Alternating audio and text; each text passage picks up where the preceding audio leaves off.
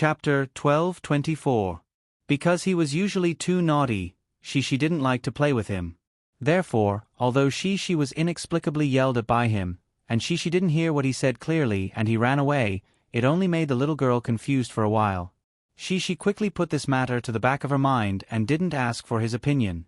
When school ended in the evening, she was pleasantly surprised to find that her father, who didn't come back last night, came to pick her up. The little girl was ecstatic and didn't remember the small incident in the morning. After Yang Yi returned from Jinling, it didn't take long for him to finally wait for Huijia Primary School's parent opening day. This was the big day that Yang Yi and Murphy had been looking forward to for a long time. Not to mention she's performance, just visiting the child's school, accompanying the child in a teaching demonstration class, and seeing the child's life in school. These were enough to make these parents feel satisfied. Murphy was even more excited than Yang Yi. Today, she woke up early and frowned in front of the closet. She took out a stack of clothes and gestured in front of her as she muttered, "What kind of clothes do you think I should wear? Something sporty? Or something more fashionable? Isn't there a PE class? Should I wear sneakers?"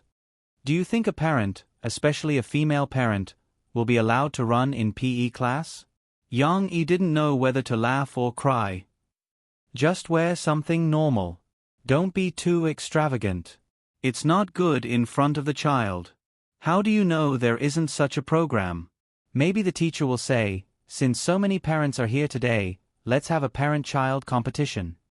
Murphy still spoke with a rough voice and imitated the PE teacher in her impression. Then she recovered her voice. So, since I have to wear normal clothes, I'll wear sneakers.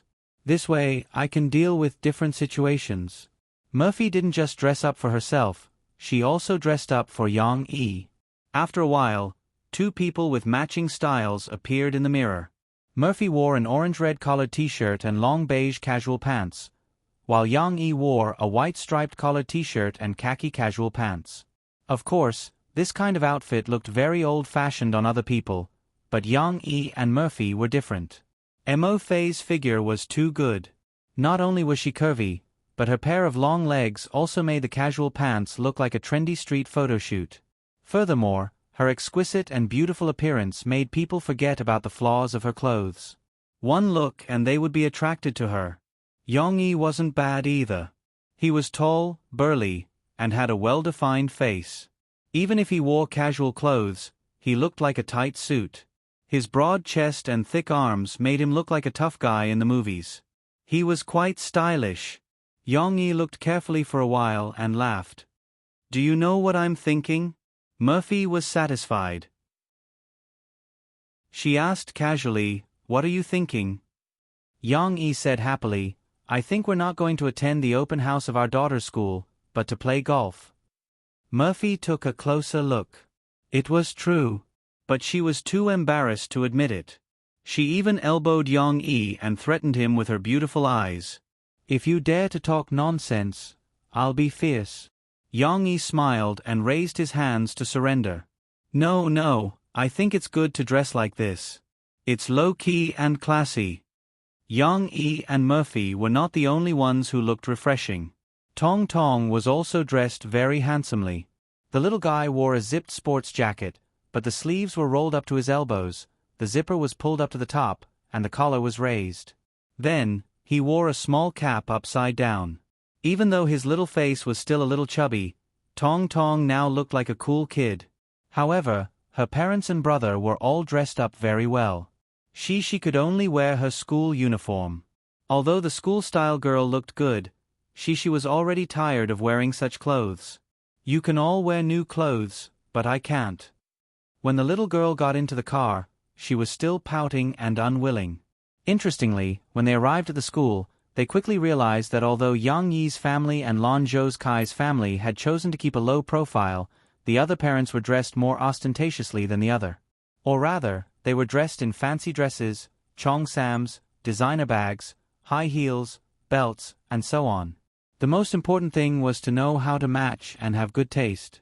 For example, Liao Qianqian's mother wore a leather skirt, a windbreaker, and a small top hat. She stood out among the other mothers.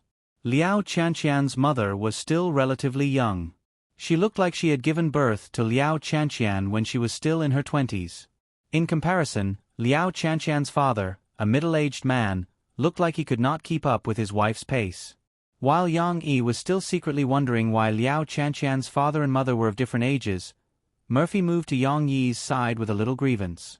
"I feel that we look a lot older wearing these clothes," Murphy muttered unhappily to Yang Yi. She was a little regretful. The clothes that she and Yang Yi were wearing looked good at home, but compared to the other parents, it was like osmanthus flowers meeting peonies. They could only be considered as pretty girls in a humble family.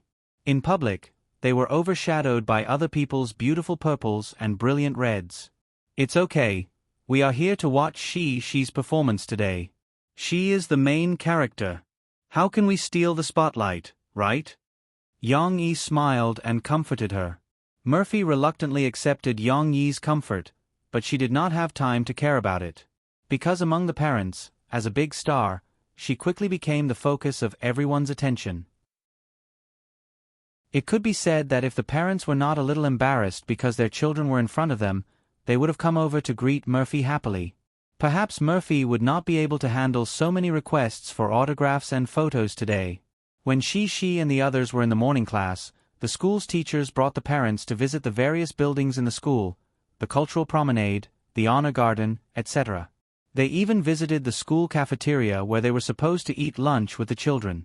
Yang Yi and Murphy even visited it. Tong Tong was the most excited because he finally came to the legendary sister's school, which was also the strange place where his sister would disappear in broad daylight every day. Moreover, unlike the last time when he could only look from outside, this time, Tong Tong could enter. This was what Tong Tong had been looking forward to, so the little guy refused to be carried by his parents. His little but shook as he walked forward. If it was not for his father holding him, he would have rushed to the front. "This is the place where Big Sister has her lunch. Later, we will also have lunch here with Big Sister." Yang Yi helped little Momo to relay the teacher's words. Little Momo frowned as he held his father's hand and looked around. He even turned back to look, but he was standing in the middle of a group of adults and his vision was limited. He didn't want his father to hold him, so after looking around for a while, he used his two small hands to tug at his father's large hand to attract his attention. "Where is Sister?" Tong Tong asked with a puzzled pout. "Soon, we will go to class with Sister later." Yang Yi smiled and patted the little guy's head to comfort him. Chapter 12:25. Finally, I can go to She's class for an open class.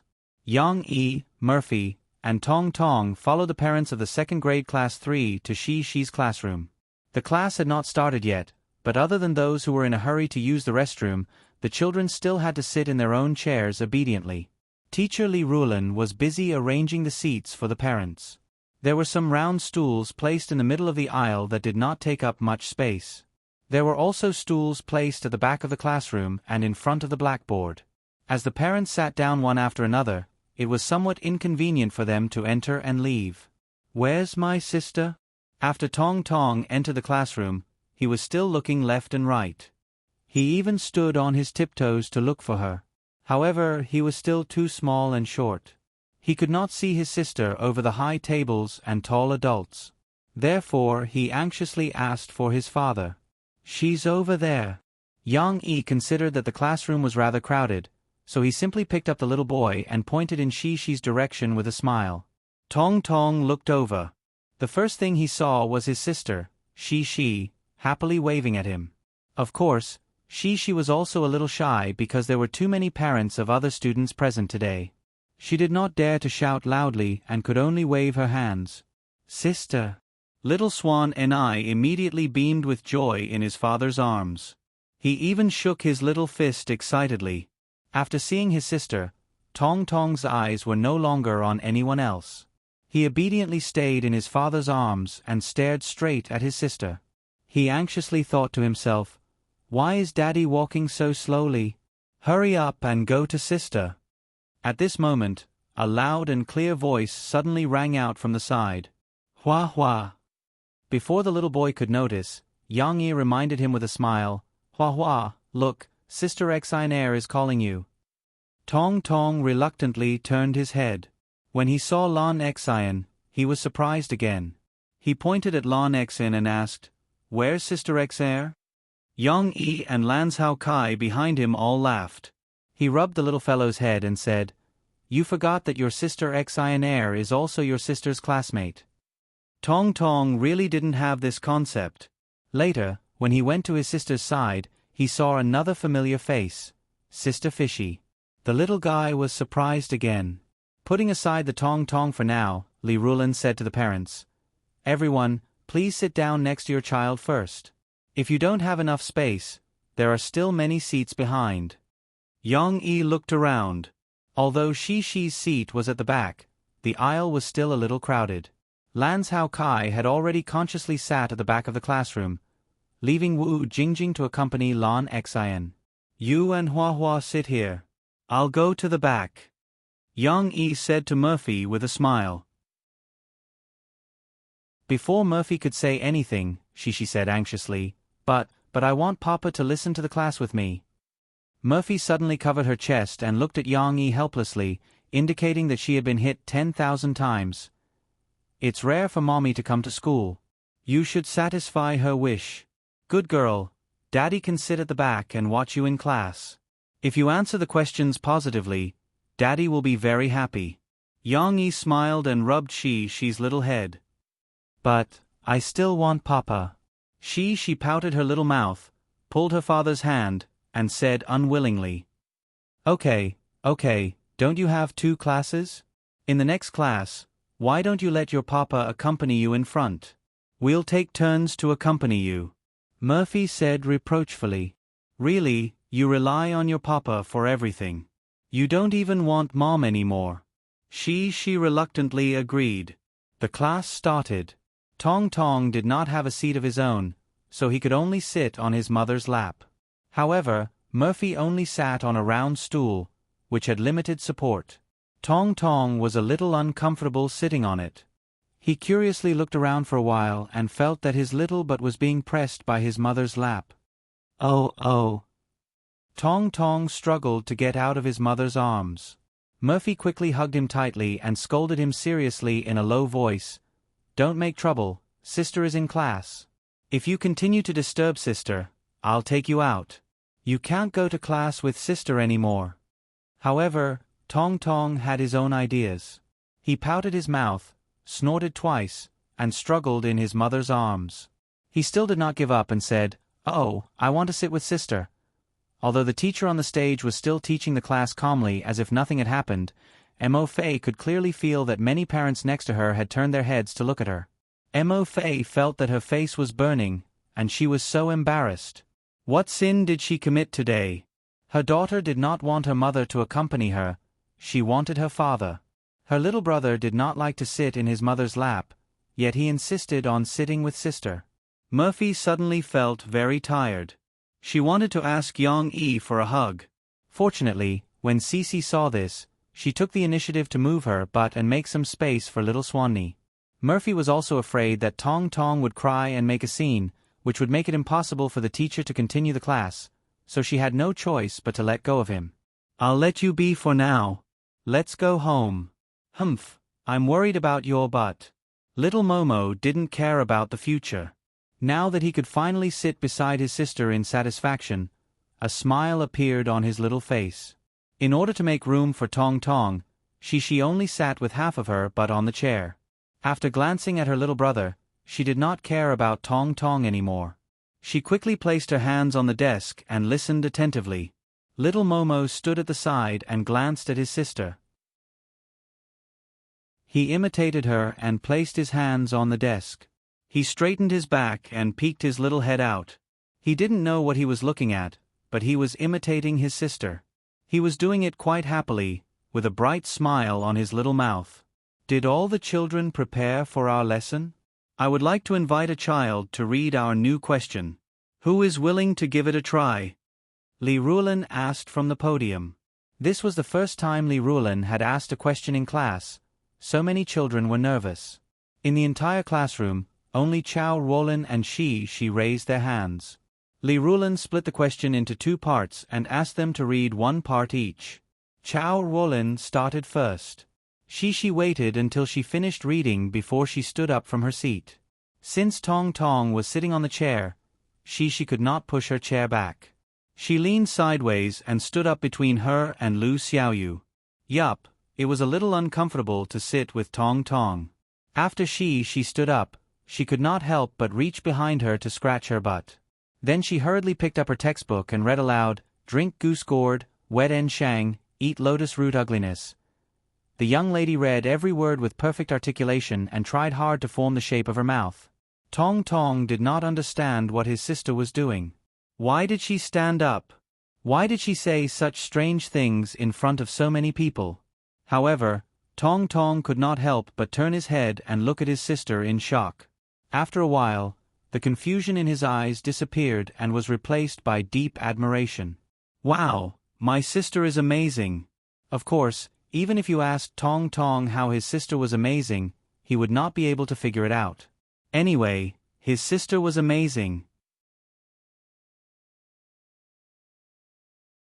Chapter 12:26. The classroom was still a little crowded. Even though Yang Yi moved a small stool for Tong Tong to sit between Shi and Lu Xiaoyu, saving Shi's little butt, the atmosphere in the classroom was still a little stuffy. With so many parents squeezed together, they could not move. Yang Yi only felt a little more comfortable when they went to the physical education class outside the classroom. Today, we have a football class. As soon as Mr. Lu Dashan finished speaking, the boys cheered. Of course, the reaction of the boys' parents was different. For example, Wang Leilei's father, Wang Hongwei, who had talked to Yang Yi when he first entered the school, felt that his son was a little too jumpy and would affect the class discipline. He anxiously waved his hand from left to right, like a police officer directing traffic. He motioned for Wang Leilei to be quiet and listen to the teacher carefully. However, Wang Leilei did not notice. He was happily looking up with his buzz cut and laughing. His father was so anxious that he stomped his feet. Little Momo stood with his father and held his mother's hand with his other hand, but he was much more serious than the other little boys.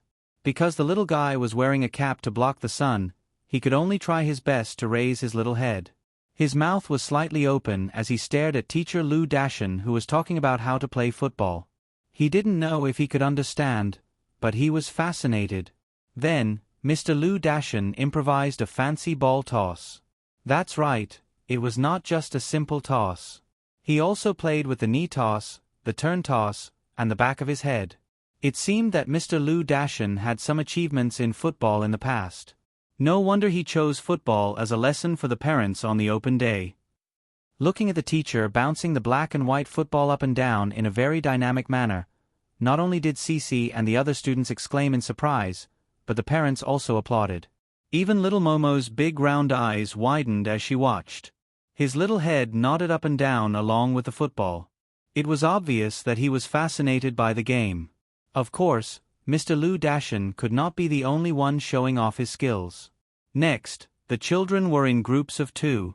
Each group of children held a football and practiced the simplest passing and catching. Yang Yi and Murphy smiled as they watched Shi and Lu Xiaoyu play football. The 2 girls were new to the game, and they were not good at it. Shi kicked Lu Xiaoyu, but the ball was deflected to one side.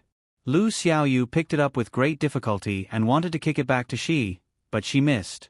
However, the 2 girls still had a lot of fun and were giggling. Even picking up the ball was fun. Little Rascal looked at his older sisters enviously. He felt that what his older sisters were playing was very interesting, but he couldn't join in because his father and mother were worried that if he ran into the crowd, he would be easily knocked down or hit by the ball. Little Rascal could only watch his older sisters play from afar. However, there were also exceptions. The children's passing and receiving of the ball was the same as Cici's. The direction of the kick was very erratic. After a few minutes, a ball was finally kicked over. It rolled on the artificial turf of the football field and rolled in front of Yang Yi and Mo Fei. Of course, it was not that coincidental. The football was 5 or 6 steps away from them, and it was about the same distance from the other parents.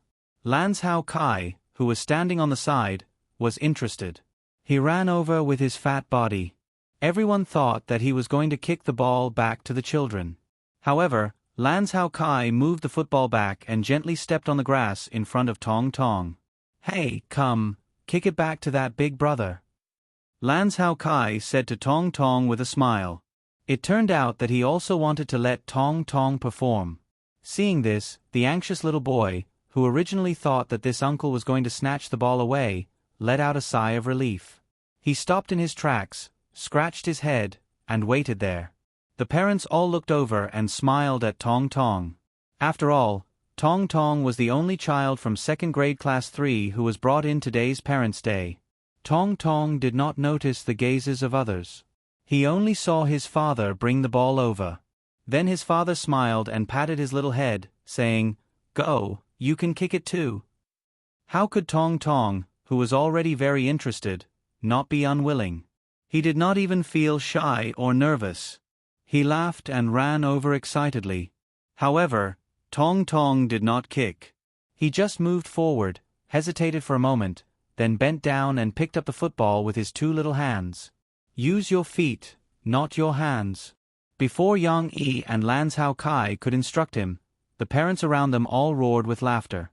Some of them, like Wang Leilei's father, Wang Hongwei, shouted anxiously, "That's right, using your hands to kick the ball, and it was a deliberate handball. That would get you a red card." Tong Tong picked up the ball and tried his best to throw it to the ground. Of course, he did not throw it very far before the ball stopped. After Lan Hao Kai waved his leg to demonstrate, Tong Tong finally understood. He ran over and kicked with his little leg. Of course, with Tong Tong's small body, it was still very difficult for him to kick the ball well. In the end, Tong Tong used his leg to knock the ball out and it rolled a few steps away. Okay, that's good enough. Give the ball back to his big brother." Yang Yi walked over with a smile and gently kicked the ball back to the little boy who was waiting a little anxiously. Then, he reached out to pull little Swanee. "Oh, ball." Tong Tong was not done playing. He immediately became anxious. He pulled his father's hand and wanted to chase after them. "Don't disturb your sister's PE class. If you want to play football, Daddy will buy you a new one when we get home tonight. We can play football at home. You will always have a football to play with in the future. Okay?" Yang Yi immediately squatted down and said gently to him. Tong Tong was still hesitating. At this time, a parent ran over and asked the teacher for an extra football and brought it over. "Yang Yi, let your son play with it. You can bring it back to the teacher after class," the parent said with a smile. Yang Yi actually did not want to spoil Tong Tong. Today, the little boy wanted to sit with his sister and play football. These were all bad behaviors that disrupted the class. If he allowed Tong Tong to do these things, it would give him the false impression that he could get away with it if he made a fuss. In the future, Tong Tong would not be easy to manage. However, the parent had already brought the ball over. Although he was trying to please them, he was still a parent in Shi's class. It would be unreasonable to reject him. Moreover, Tong Tong had already seen it. If he did not give it to him, it would affect Shi's class. Yang Yi did not want that to happen.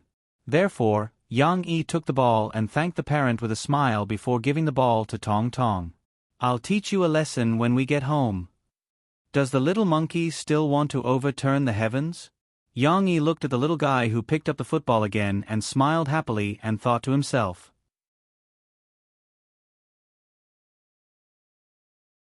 Chapter 12:27. Because today was an open day for parents, the school that usually provided a quiet environment for the children's lunch break was still a bit lively.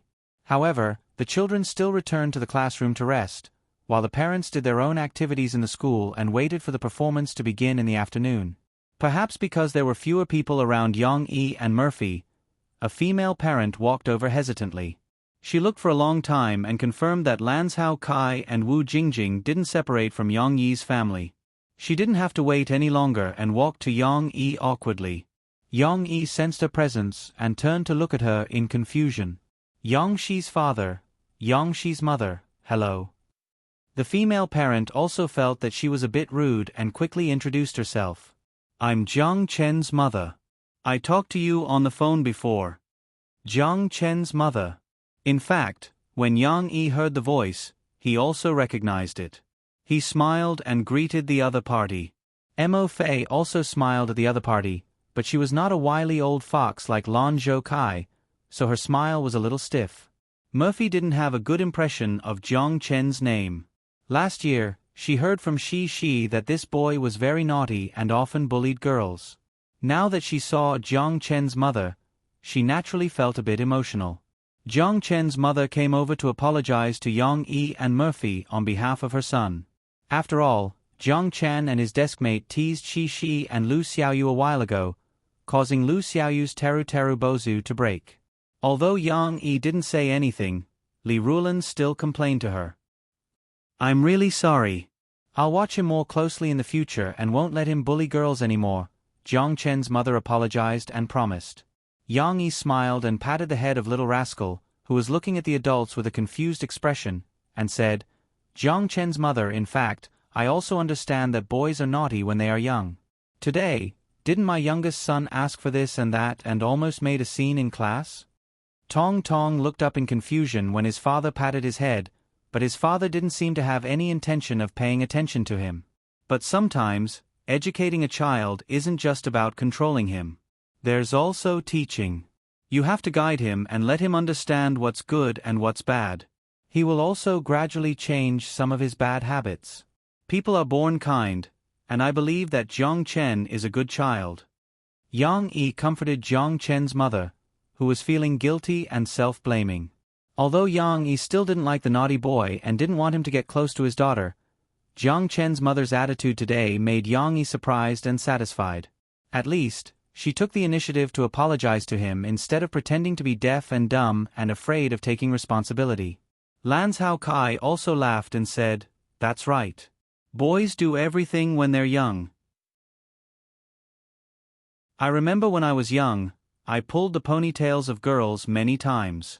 Later, I was scolded by my parents, but after I grew up, I still didn't go astray. The main thing is that parents need to spend more time with their children and give them appropriate guidance. Yang Yi smiled. No matter how busy you are, take some time out to talk to your child and care for him. Your child will definitely be fine. Jiang Chen's mother nodded. Right, where's your husband? I didn't see Jiang Chen's father today. I've seen him before. Yang Yi asked with a smile. He just wanted to change the topic to avoid making the atmosphere too dull. Suddenly, the expression on Jiang Chen's mother's face changed. She stuttered for a while and said with mixed feelings, He's not free today, so he didn't come. What happened at noon was just a small episode. In the afternoon, after the children woke up, they began to prepare for their performance in a flurry. The costumes that were originally used for rehearsals were moved to the teacher's office in order to make room for the parents. Now, Li Rulan also called the boys who worked hard to move the costumes from her office. Everyone packed up their things and swarmed to the school's gymnasium. Papa, hurry up, everyone is leaving. The classroom gradually emptied, but Shi's anxious voice still echoed. It turned out that when Yang Yi came in to find Shi, he saw that the girl's hair was a bit messy after she woke up, so he offered to help her tie her hair again. The girl happily agreed, but she didn't expect that in the short time it took to tie her hair, the students had already begun to move. Following the footsteps of the boys who went to move the props, many people couldn't hold back and rushed out. Now the only people left in the classroom were Lan Xian's family who stayed to wait for Shi, as well as Shi's deskmate Lu Xiaoyu and her mother. Lu Kong had to go to work and couldn't leave. After she woke up, she was still a bit grumpy. When she saw everyone leave, she also became anxious. Almost there. Yang Yi quickly sped up the movements of his hands. Tie a knot here. Murphy, who was on the side, also helped Yang Yi come up with ideas. Don't look at how Murphy was directing Yang Yi. Don't look at how Shi's hair was tied by Murphy in the past. Yang Yi also asked Murphy for advice. After a few years of practice, Yang Yi's skills could be said to be better than the master. The patterns and speed of his hair tying were already incomparable to Murphy's. Sometimes, when Murphy went out, She even wanted Yang Yi to tie her hair for her. She, your father is so awesome. He's so good at tying hair. Lu Xiaoyu said enviously as she propped her two small arms on the table and stared straight at Shi's hair. Xiaoyu, do you want uncle to tie your hair for you too? Yang Yi asked with a smile. No, my hair is too short. Lu Xiaoyu shyly shrunk her head and smiled bashfully. In fact, it wasn't short. Lu Xiaoyu's hair was shoulder length. Of course, compared to Shi's long, dense, and shiny hair, it was still a little shorter. At this time, Shi, who was standing and tying her father's hair, couldn't help but twist her little butt, pout her little mouth, and whisper, "We're going to be late." Yang Yi smiled and dismissed the idea of telling Lu Xiaoyu that short hair could be tied up. He quickly tied up Shi's hair and everyone went to the gymnasium to meet up with the rest of the team. Perhaps it was because they were in the lower grades, but Shi's class's performance was in the front. It was their turn to perform third. Therefore, Yang Yi only accompanied Shi and the others to prepare, telling the sound teacher which music was the third performance and so on. After he was done with all this, he came back to find Murphy. Not long after he sat down, Shi's performance was about to come on the stage. How were the first two performances? Were they good? Yang Yi whispered to Murphy. They're all singing. The first performance was a little innovative. A few 6th grade students were singing a barbecue. The second performance was just a simple choir. It definitely can't be compared to Shi's performance. Murphy said confidently. Of course. Why don't you take a look and see who composed the music and songs for their performance? Yang Yi said with a smile. I heard from Shi that you didn't participate much in this performance. It was Teacher Li and the music teacher who were busy rehearsing with the children. Murphy and Yang Yi bickered.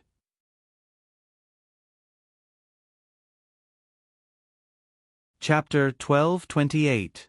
While Yang Yi and Mo Fei were talking about the show in a low voice, the announcer had already come up.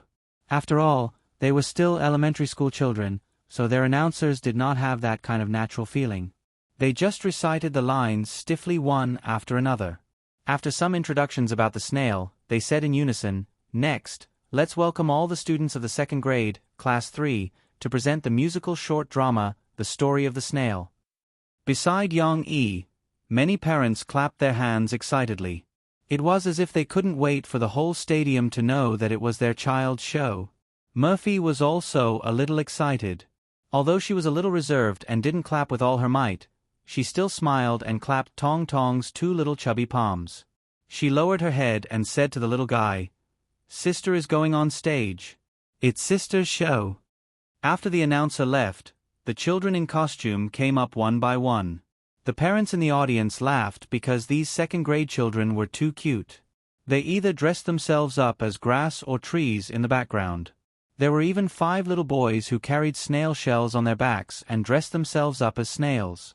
Wang Leilei's father, Wang Hongwei, had been watching from the side. Now he was excited.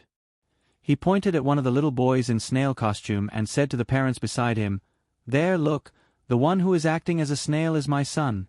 Soon, the music started. The prelude was more cheerful, and Yang Yi had specifically asked Jin Yingming for advice.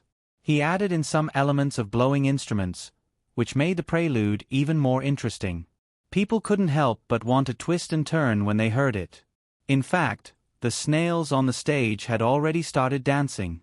Although they weren't performing any particularly outstanding dance, they were just carrying snail shells, gently kicking their legs, left, right, squatting down, crawling up, swinging their arms, and gently jumping. But the relatively neat dance of the 5 people was still very enjoyable to watch. Aya, these children are dancing as snails. They are so cute. Below the stage, there were already parents from other classes who couldn't help but laugh and praise. At this moment, the prelude ended, and a young, sweet, and neat singing voice came from the side. "Amen, there's a grape tree in front of you. Anan, anan, the green field has just sprouted. The snail carries its heavy shell and climbs up step by step."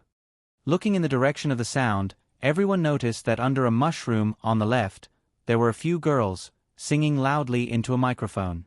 I don't think I've heard this song before. Not many parents had such thoughts. Many people would not consider which song they had not heard before or had not been published before. After all, there were so many songs in the world, and they might not have heard all of them. However, there were still a few people who liked music who briefly had such doubts. What they didn't know was that Yang Yi had come up with a new song for his daughter's praise. Moreover, he had mixed the song The Snail and the Oriole into The Snail to make the storyline of the entire drama clearer. At this time, Yang Yi patted Tong Tong with a smile and pointed to the big mushroom prop on the stage. Look, sister is singing there. Sister? Tong Tong looked over in confusion. After a while, he recognized her from afar. When he saw his sister performing on the stage, Tong Tong felt that his sister was amazing. She could even sing on the stage like his mother. Suddenly, the little guy's admiration for his sister increased again. However, the singing and accompaniment stopped here. Jiang Chen's voice came from the backstage. He narrated the story of the snails waking up early in the morning, trying to climb up the tree to eat the grapes on the tree. At the same time, the 5 snails on the stage also cooperated and performed the action of climbing the tree. This short segment was not very exciting, but soon, the music started again. It was still she leading the song. The little girl stood up from under the mushroom tree and sang in a sweet and clear voice, I want to climb up step by step, and fly forward on the leaf at the highest point. Little sky, shed tears and sweat, one day I will have a sky that belongs to me. Murphy taught Shishi how to pronounce the words. Even now, she could still tell that the little girl's singing was not right. For example, at the end of every sentence, Shishi could not help but drag out the ending sound. Although singing like this was similar to a child singing, in the professional Murphy's ears, she still frowned.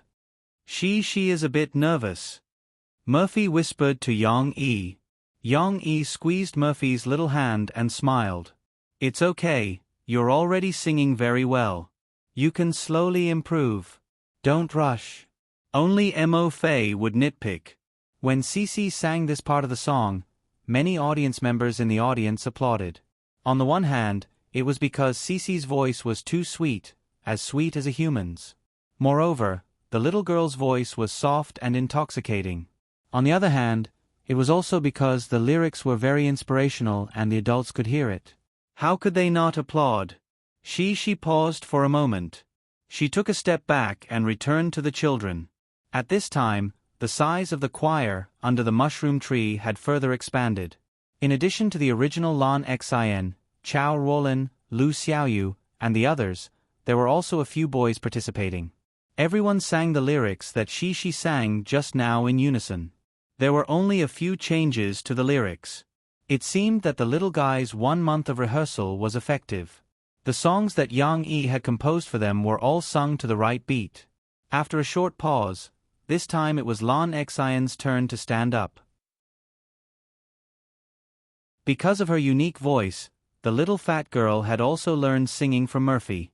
Therefore, Lan Xion and Shi were the singers of the 2nd grade class 3. This time, Lan Xion was going to lead the singing of the real opening of Snail. Should I put down my heavy shell and look for where the blue sky is, floating gently with a gentle wind, not feeling the pain of the wounds I have experienced? When Lan Xion stood up, everyone only felt that this little fat girl was a little silly and cute. They didn't think that she would bring any surprises to everyone. However, when Lan Xion opened her mouth, many people's hearts couldn't help but tremble slightly as they listened to her singing. Lan Xion was the most suitable singer for this part of the lyrics. Shishi's voice wasn't as loud as Lan Xion's. In contrast, if Lan Xion wanted to sing as loud as her, she would need to spend less effort. Therefore, in this part of the lyrics, Lan Xion didn't sing very hard. However, her voice was clear and audible. It made people feel a kind of tiredness, just like the kind of confusion described in the lyrics. The lyrics in the beginning were very inspirational. It was just like our life. At the beginning, everyone rushed forward as if they were injected with chicken blood. However, when it came to Lan Xion, it seemed that the ideal was reflected into reality. The unreachable end made people feel discouraged and confused. And Lon Exine was able to express this feeling in her voice, which also made her voice full of a deep flavor that other children of her age did not have. Exine air is great. Yang Yi smiled and clapped as he said to Lon Zhou Kai. Wasn't that right? In this part, Lon Exine had already amazed the audience.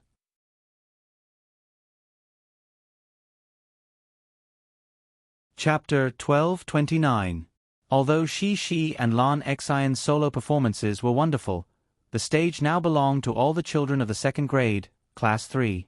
After Lon Xian finished singing the first part, the children started singing the most inspirational part again.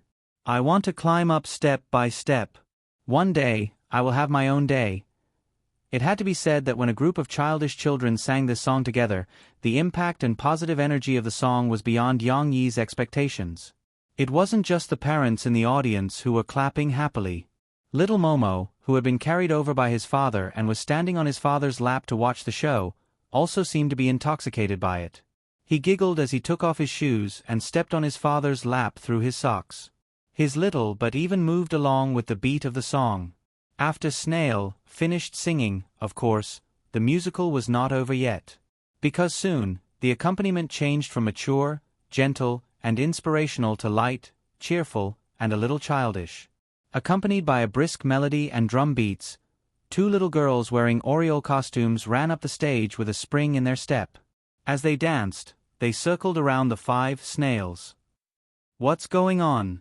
There's an ending? When the parents in the audience saw this scene, the corners of their mouths curled up as they happily watched on. At this time, the choir under the mushroom tree started singing again. Ah shu ah shang, 2 orioles, ah hee hee ha ha are laughing at them, the grapes are still ripe, why are they coming up now? Everyone finally understood how the lyrics were written. It turned out that it was to add an ah in front of the first 2 words. At first, many of the parents thought that the song was a dialect of some place. However, with the addition of the ah, the lyrics were more colloquial and catchy. Needless to say, many children were listening below. They might not like the more profound snail, but they would definitely like the song, the snail and the oriole. In fact, as they listened, they were already familiar with the melody of the song. When the next section began, some of them even opened their small mouths and happily hummed along. Without stopping, the 2 orioles on the stage stopped, and the 5 snails began to do a slow crawl dance. The choir also sang for them, Ah Huang, don't laugh, wait for me to climb it, it will be ripe. At this point, the storyline of the entire story was already very clear. Even the most obtuse parents had figured out the story that the musical was trying to express. Later on, the children repeated Snail and the Oriole, but this was needless to say. When their performance ended, the parents in the audience gave them a warm applause. This applause was much louder than the previous 2 performances.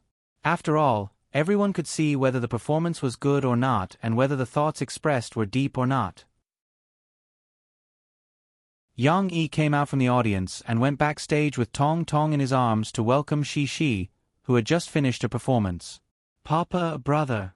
Shi didn't need to wear a costume, so she was pleasantly surprised.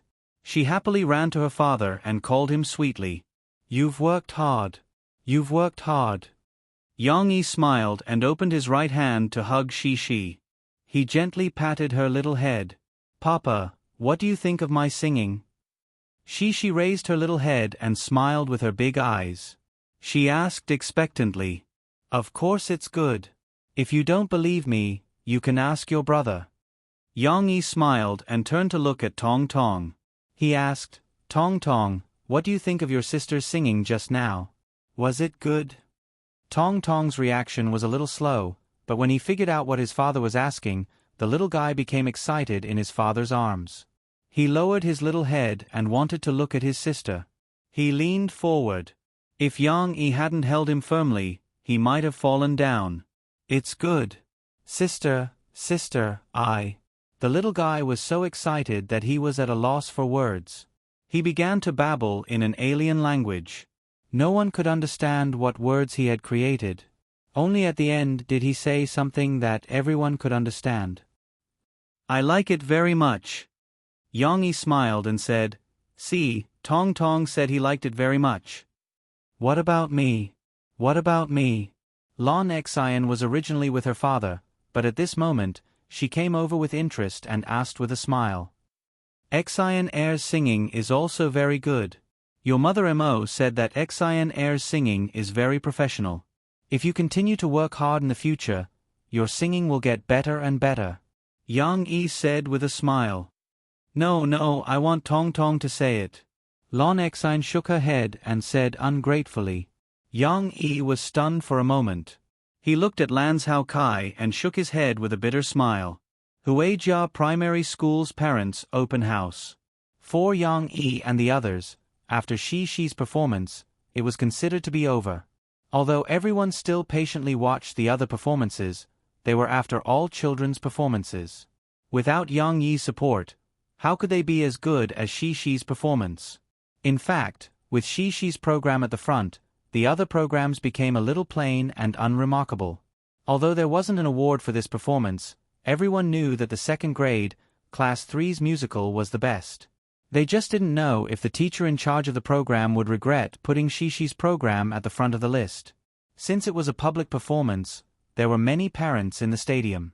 Some of them used their phones or other tools to record Shi's performance, although their original intention was to record their own children's performance, but when they saw that the third performance was so good, they decided to record it at the last minute. Soon, the video was uploaded onto the internet. Before the reporters even caught wind of it, the video had already become popular on the internet because of the two unusual nursery rhymes. Not only were they pleasant to listen to, but they were also filled with positive energy. It was very easy to like, so it quickly spread online and became popular. On the third day after the parents' open house, this video had become a hot topic on micro-broadcasting. In the process of spreading, many musicians became curious about the two songs. Who wrote it? How generous! Such nice songs were directly used for a group of children's performances. Of course, it didn't take long for this doubt to be resolved by the resourceful reporters. On the afternoon of the third day, the media reported it. They found out that this video was taken during the parents' open house at Zhongqing City's Huijia Primary School. Don't you think the name Huijia Primary School is very familiar? That's right, Yang Yi and Murphy's daughter, Yang Shi, is studying there. And this video is XX minutes and XX seconds. The little girl who stood up to sing is Yang Shi. At this point, it shouldn't be difficult for everyone to guess who the composer of these songs is, right? Yang Yi had written two songs for his daughter's performance. Although this news did not make the headlines, it was quite popular on the internet.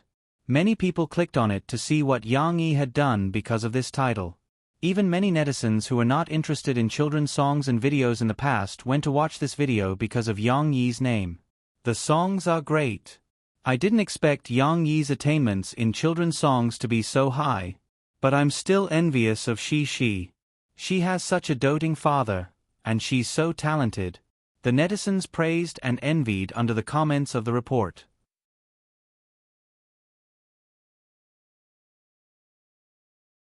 Chapter 12:30. There was only one day of open house for parents. After all the hustle and bustle was over, the campus of Huijia Primary School returned to tranquility. However, according to Shi's excited little report, when she came back at night, Yang Yi knew that the two songs he performed for them were still popular among the children. In comparison, The Snail, which had a deep meaning and a more adult singing style, was not as popular as The Snail and the Oriole, which had a light style and a happy melody. Today, Papa, let me tell you, when we went to Sister Xiaowei's 4th grade class to play, we heard a few 4th grade sisters singing, Amen, there's a grape tree in front of me, Ah Nan's green field just sprouted. Then they sang wrong, they sang, sprouting, he. She even inquired about the situation of the senior sisters. In the car, she beamed with joy and told her father. Did you tell them that they sang wrong? Yang Yi asked with a smile. Yes, I did. At the mention of this, Cici became even happier. She giggled and said, when I told them how to sing it, they still felt that it wasn't right. They said that what they heard last week was sprouting. Papa, they didn't recognize that we were singing. He. Lon Xian was also there at that time. She laughed proudly with Shi and said, "Yes." Later, when we told them that we were the singers, they didn't dare to believe it. Then I sang it for them, and they recognized me. It was obvious that performing a good show that was well known in the school brought a high sense of achievement to the two girls. Of course, the interesting things that happened to the girls in school did not stop at these two songs. After all, no matter how popular a song was, it would lose its popularity one day. Time passed day by day, and gradually it was November. As The Truman World had finished filming, Yang Yi needed to attend the wrap party and press conference, so Murphy was at home to take care of the children. However, in the morning, Murphy accidentally woke up late again. She hurriedly woke up Shi, tidied up the little girl, who was still in a daze, and finally sent her to Lon Xian's house. Fortunately, Grandma Wu knew that Shi had woken up late, so she packed breakfast for the little girl and let her eat it in the car. Shi and Lon Xian took Lon Xian's chauffeur to go to school. They didn't set out late, and they arrived at school on time. But the problem left behind by Mo Fei in a hurry finally appeared during the class. As she woke up late, Murphy didn't have time to braid Shi's hair. She just tied the little girl's hair into a ponytail, and the little girl's long bangs fell down like a brush. Usually, Shi didn't feel that it was too much of a hindrance, and she just shook her head. However, when it came to class, Shi realized that her bangs were a little naughty. They always fell in front of her eyes and blocked her view. Even if she lifted it up, it didn't take long for it to fall back down like a fallen leaf in autumn. Cici pouted her small mouth in annoyance. She pouted her lower lip and let out a sigh as if she was very discouraged. Then, she blew out a breath, causing her irritating bangs to fly up. However, it fell down again after a while. At this time, Lu Xiaoyu, who was sitting beside Shi, finally noticed that Shi was moving. One had to know that Shi was usually very serious in class. Why would she move around? Lu Xiaoyu blinked her eyes in confusion and asked softly, "Shi, what's wrong with you?" Shi pouted her little mouth and explained to Lu Xiaoyu, "Little fishy, I didn't bring a hair clip, and my hair fell down. It's so uncomfortable." The two little girls were still whispering to each other. "All right, little fishy, do you still have a hair clip?" Shi asked as she looked at Lu Xiaoyu expectantly. Lu Xiaoyu shook her head. Her hair wasn't very long, but soon, Lu Xiaoyu's eyes lit up. In her excitement, she raised her voice slightly and said, "Yes, Shi, I still have 2 hair cords. Do you want them?" Girls didn't have much else, but they usually had several hair cords. Lu Xiaoyu opened her pencil box and took out the top layer. Then, she took out the hair cords that were almost stuck together from the eraser below. "This won't work. I need a hair clip." Shi looked at it and shook her head regretfully. She didn't know that the hair cords could still be used. For example, she could tie them up and make them look like an apple. However, just as the two little girls were obsessed with finding a solution to Shi's bangs, the classroom unknowingly quieted down. Many students were holding back their laughter and looking at Shi and the others with laughter. "Yongxi, Lu Xiaoyu, what are you doing? Listen carefully in class. If there's anything, we can discuss it after class." Suddenly, a voice sounded behind Shi and the others. The two little girls shrank their heads. When they looked back, they saw Teacher Li Rulin with a serious face. At this moment, Shi and Lu Xiaoyu didn't dare to speak. They sat down nervously and listened carefully. After class, Li Rulin walked up to the two little girls' desks again and softly asked them why they weren't listening carefully in class and were whispering to each other. Shi pouted her small mouth aggrievedly. She pointed at her hair and said, "Teacher, it's my fault. My hair. I don't have a hair clip here, so it fell down. I can't listen to class." "Yeah, Shi's hair is a little long." Lu Xiaoyu quickly nodded in agreement. "Then I asked Little Fishy if she had a hair clip. Little Fishy helped me find it." "Teacher, don't blame her," she said. Lu Xiaoyu scratched her head and added, "But I still couldn't find it. Then teacher, you appeared." Shi lowered her small head and said gloomily, She was even sadder than Lu Xiaoyu when it came to such an incident. This was because the teacher said that Lu Xiaoyu was fine, but she was going to lose a day of, "I'm a good student." Moreover, if her father knew that she was being scolded by the teacher when he wasn't at home, how disappointed would he be? Li Ruolin, who understood what had happened, was stunned.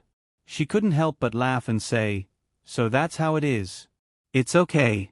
If you have any problems, you can raise your hand and ask the teacher for help."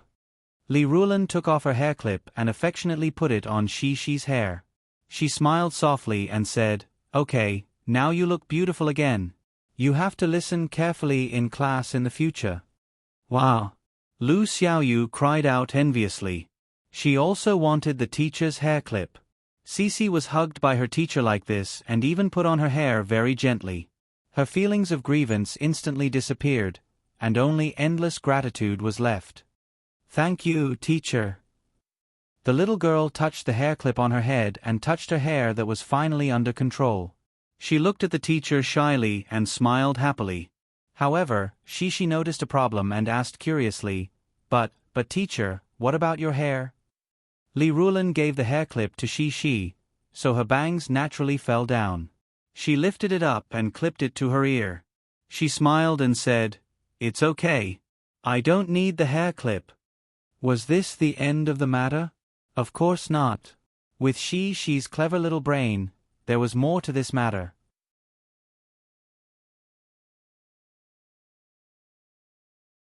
Chapter 1231. Shishi put on the hair clip given by the teacher. Although it wasn't a special style, it still made many girls envious. After the teacher left, Shishi's desk was immediately surrounded by people.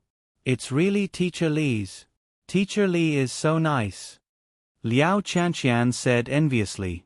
"I also want Teacher Li's hair clip, but my hair is too short. I don't need to wear a hair clip." Lu Xiaoyu echoed. "Who said that? When my hair was as short as yours, I also had to wear a hair clip." Chao Ruolin also came over enviously and said, "Cici, why don't I switch places with you, okay? I'll give you my hair clip, and you can lend me teacher's hair clip to play with." No. What if you break teacher's hair clip?" She quickly shook her head and said very loyally, "I have to protect teacher's hair clip because it wasn't easy for teacher to give it to me." The logic of the last sentence was a little wrong, but after all, she was a child, so there was no need to pursue it. However, Shi's words still made Chao Ruolin pout, and she was very unhappy. "You can also not wear the hair clip. That way, teacher will lend you the hair clip." Lon Xian giggled and came up with a bad idea. However, at this time, whether it was Chao Ruolin or Shi, the two girls disagreed and shouted, "How can this be? This is a lie, you can't lie." Shi and Chao Ruolin shouted almost at the same time. Lon Xian scratched her head innocently. At this time, a boy with short hair suddenly poked his head out of the circle of girls. Chen Yuxuan looked curiously at Shi's hair and asked in a rough voice, "Young Shi, if the teacher gave you the hair clip, what will the teacher use?" "That's right. What about the teacher?" Shi was also worried. After the second class, Li Ruolin was chatting and laughing with the other teachers in the office. Suddenly, Lu Xianxian slammed the table and stood up. She said angrily, "These little brats. I just finished teaching them a lesson, and now they're acting like there are no tigers in the mountains. I could hear them arguing in the corridor from afar. They're just playing around during class. It doesn't matter." Li Ruolin smiled and tugged at her sleeve, trying to persuade her. "It's not just playing around. In the entire building, Class 2's corridor is the loudest. I can even hear the shouts from here. No, I have to go and take a look. If I cause too much trouble, the class leader will deduct my points. I don't know where to put my old face." Lu Xianxian rushed out in a hurry. When she went out, Lu Xianxian was surprised to see Shishi poking her head out of the door of the teacher's office. Although Lu Xianxian was the form teacher of Class 2, she was also Shi's math teacher. She also liked Shi very much. She had a strong family background and excellent grades. Therefore, when she saw Shi, Lu Xuanxuan's serious face immediately softened. She asked with a smile, Yongxi, who are you looking for? Are you looking for your form teacher? She quickly nodded. Go, she's sitting there. Lu Xianxian smiled and brought Shi in. Although Shi had been to the teacher's office several times, Lu Xianxian still enthusiastically brought Shi to Li Rulan before leaving to deal with her Class 2 mantis shrimp. Shi saw teacher Li Rulan and scratched her head in embarrassment. She smiled at Li Rulan and then took off the hair clip on her head. She held it in her two small hands and said obediently, Teacher, I'll return this hair clip to you. Li Rulan saw her hair clip and habitually brushed her bangs. She asked in surprise, Yongxi, don't you need it? How are you going to class without a hair clip? Shi placed the hair clip on the teacher's desk and smiled proudly. Hee, teacher, I have one too. Look. The little girl carefully took out a pen cap from her trouser pocket as if she had taken out a treasure. Then, she happily showed it to the teacher. This was all Shi's plan. She wanted to leave some suspense and surprise for the teacher, so she specially wore the teacher's hair clip. Of course, she also received the teacher's surprise as she wished. She said that she had a hair clip, but she took out a pen cap? Who wouldn't be surprised? Li Rulan asked with her mouth agape, This is your hair clip? Yes. Teacher, look. She couldn't wait to demonstrate to Li Rulan. The little girl gently pried open the buckle of the pen cap a little, then picked up her bangs and fastened them on her hair that had been tied up with a hair tie. A miracle appeared. The pen cap was firmly fastened on Shi's hair and fixed on Shi's naughty bangs. Of course, it was a little strange to use a pen cap as a hair clip, but Shi's pen cap was originally a cartoon with pink and white patterns, so it looked special. You thought of this? Li Rulan looked at her and didn't know whether to laugh or cry. Yes. She happily said to the teacher, Teacher, let me tell you, I was thinking about what you would do without a hair clip. Then, I saw my pen cap. I asked Little Fishy, and I said, Little Fishy, do you think I can use the pen cap as a hair clip? Little Fishy said, I don't know, but you can try and see if it works. Then we tried it. The more she spoke, the happier she became. She couldn't wait to tell how she and Lu Xiaoyu experimented and how they changed the way they tied up her hair so that the pen cap could clip her bangs. Then, I asked Little Fishy, no, Xinair also helped, to tie up my hair again so that I could use the pen cap. She said. The little girl finally finished her story, and the class was about to end. The preparation bell outside was ringing, but she was immersed in her happy conversation with Teacher Li and didn't notice.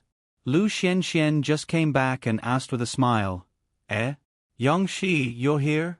I'm going to be in your class next. In order to take care of Shi's feelings, Li Rulan deliberately didn't interrupt. After hearing the complete story, Li Rulan shook her head gently and smiled bitterly at Lu Xianxian. She patted Shi's shoulder and said softly, Okay, Yongxi, I think you're really smart to be able to come up with such an idea.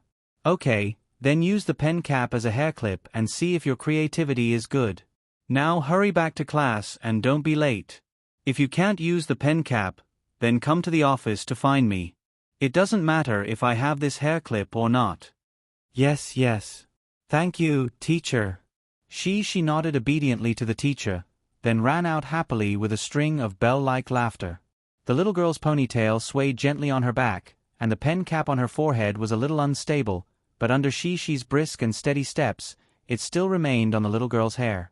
The cartoon picture, looking at it, also showed a unique kind of cuteness on the little girl.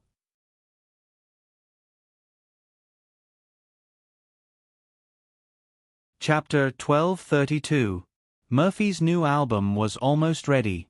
However, because of this winter vacation, Yang Yi and Murphy promised Shi that they would take her to Sweden for a trip to find Lu Weisha to ski and see the aurora. Therefore, in order not to let the promotional and chart itinerary affect the family's trip, Murphy postponed the release of the album to after the spring festival. After this news came out, many fans who thought that Murphy would still release a new album at the end of the year were greatly disappointed. However, fortunately, Phoebe Studio also passed on some small benefits to the fans through official micro-broadcasting, which also calmed their turbulent emotions. First of all, in mid-December, the last stop of Murphy's national concert tour this year, which was the Zhongqing leg of her return to Zhongqing. Murphy would meet the fans with 2 new songs. This was also the song that Yang Yi wrote for Murphy, so they had the confidence to disclose the songs of their new album in advance. Of course, this was also the consistent style of Murphy and Yang Yi over the years. Secondly, at the beginning of November, Murphy's new album Next Year began to be pre-sold in the Sahara online mall. Fans who had bought in full would get a Sahara Double 11 shopping festival voucher for half of the album price. Although these vouchers were not free, the Sahara Double 11 shopping festival had now become a national shopping carnival. Everyone would rush to buy some discounted goods during this festival. Therefore, it seemed that Murphy's new album was also equivalent to a 50% discount. Under such a discount, Murphy's album had not yet been released, but the pre-sale sales had reached an amazing level. Of course, this sales volume could not be counted in Murphy's album sales.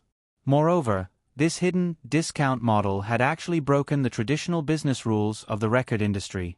After being reported by the media, this matter caused an uproar in the music industry and caused great controversy. After all, Murphy's pre-sale sales alone had already crushed the current records on sale.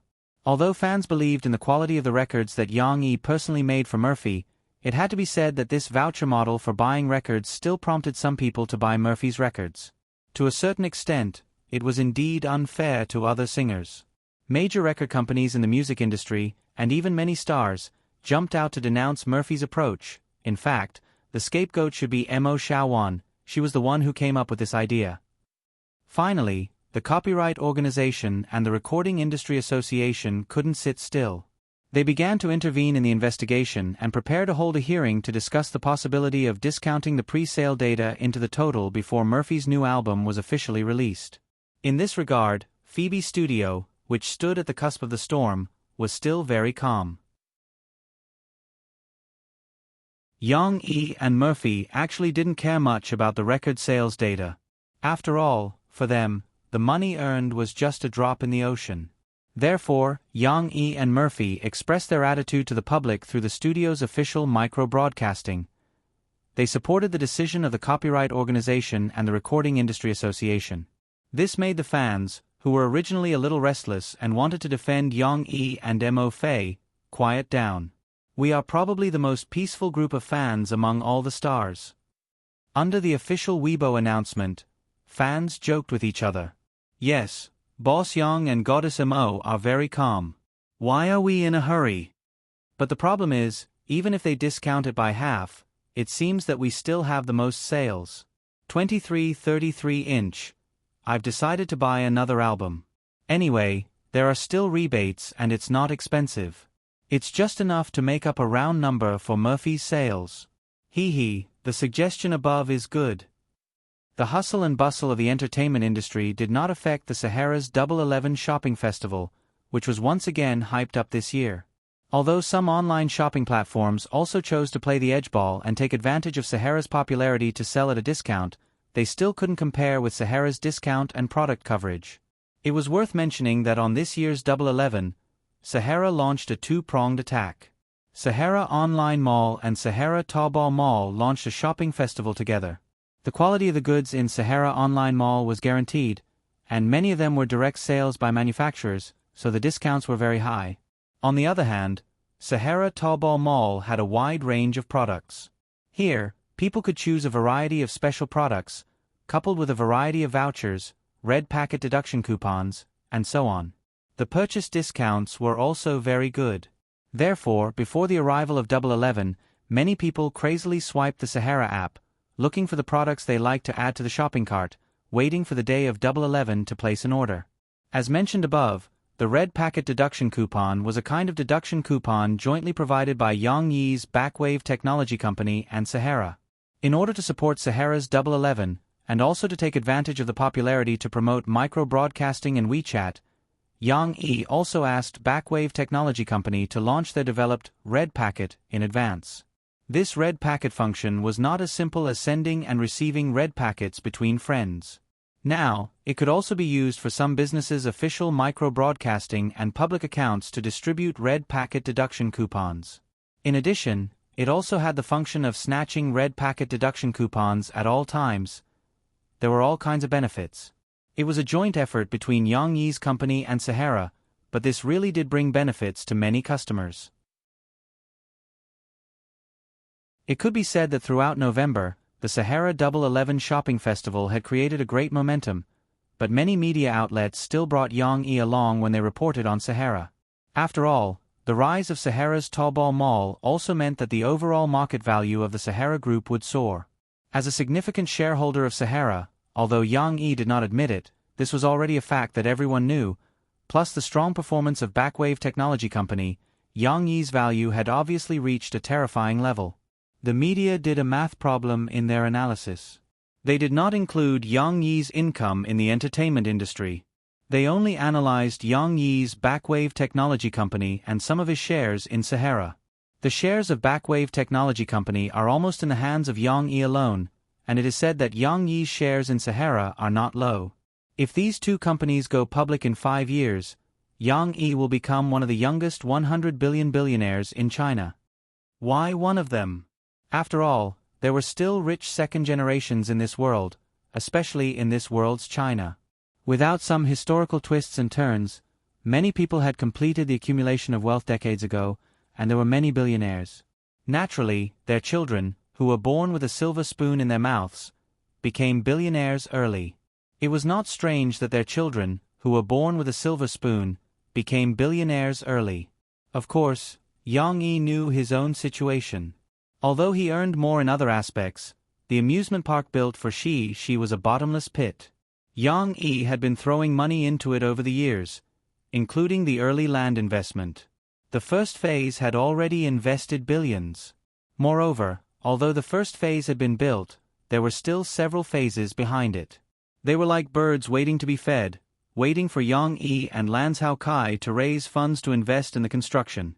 In addition, there was also the plan to transform the training island. Currently, Lanzhou Kai was negotiating with the Jinling city government. They were prepared to persuade the city government to provide a certain amount of policy and financial support. This way, they would invest a portion of the money to build a bridge across the river. This way, tourists could drive directly to the training island to play, instead of having to take a boat or cable car to cross the river. Of course, the investment for this bridge, even with the government's financial support, was still a terrifying figure for Yang Yi and company.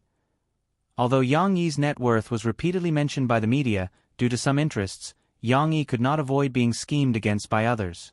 In the second half of the year, Beijing television station's second season of China's The Voice once again took the top spot in the variety show ratings. As for Xiongnan television station and Xingyao television station's travel challenge, although they had carefully revised it, they still could not achieve their ambition of making a comeback. Finally, someone could no longer sit still. Some cameramen and stage managers who had previously jumped ship from Zhongxing's The Limit Challenge were called over. Someone had a paid secret conversation with them. However, let's not talk about this big news that was still brewing. First, there was a special situation with Xi.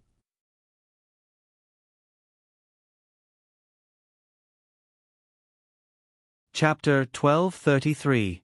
In the middle of November, Zhongqing already had the bleakness of the end of autumn. In the campus of Huijia Primary School, the lush trees in summer were becoming sparser day by day, just like Nan Zhaoyu's father's hair. After an autumn rain, the next day, withered yellow leaves covered the entire campus. Looking from afar, it was as if there was a desolate feeling of dusk in the skyscraper, the leaves of the parasol tree rustling.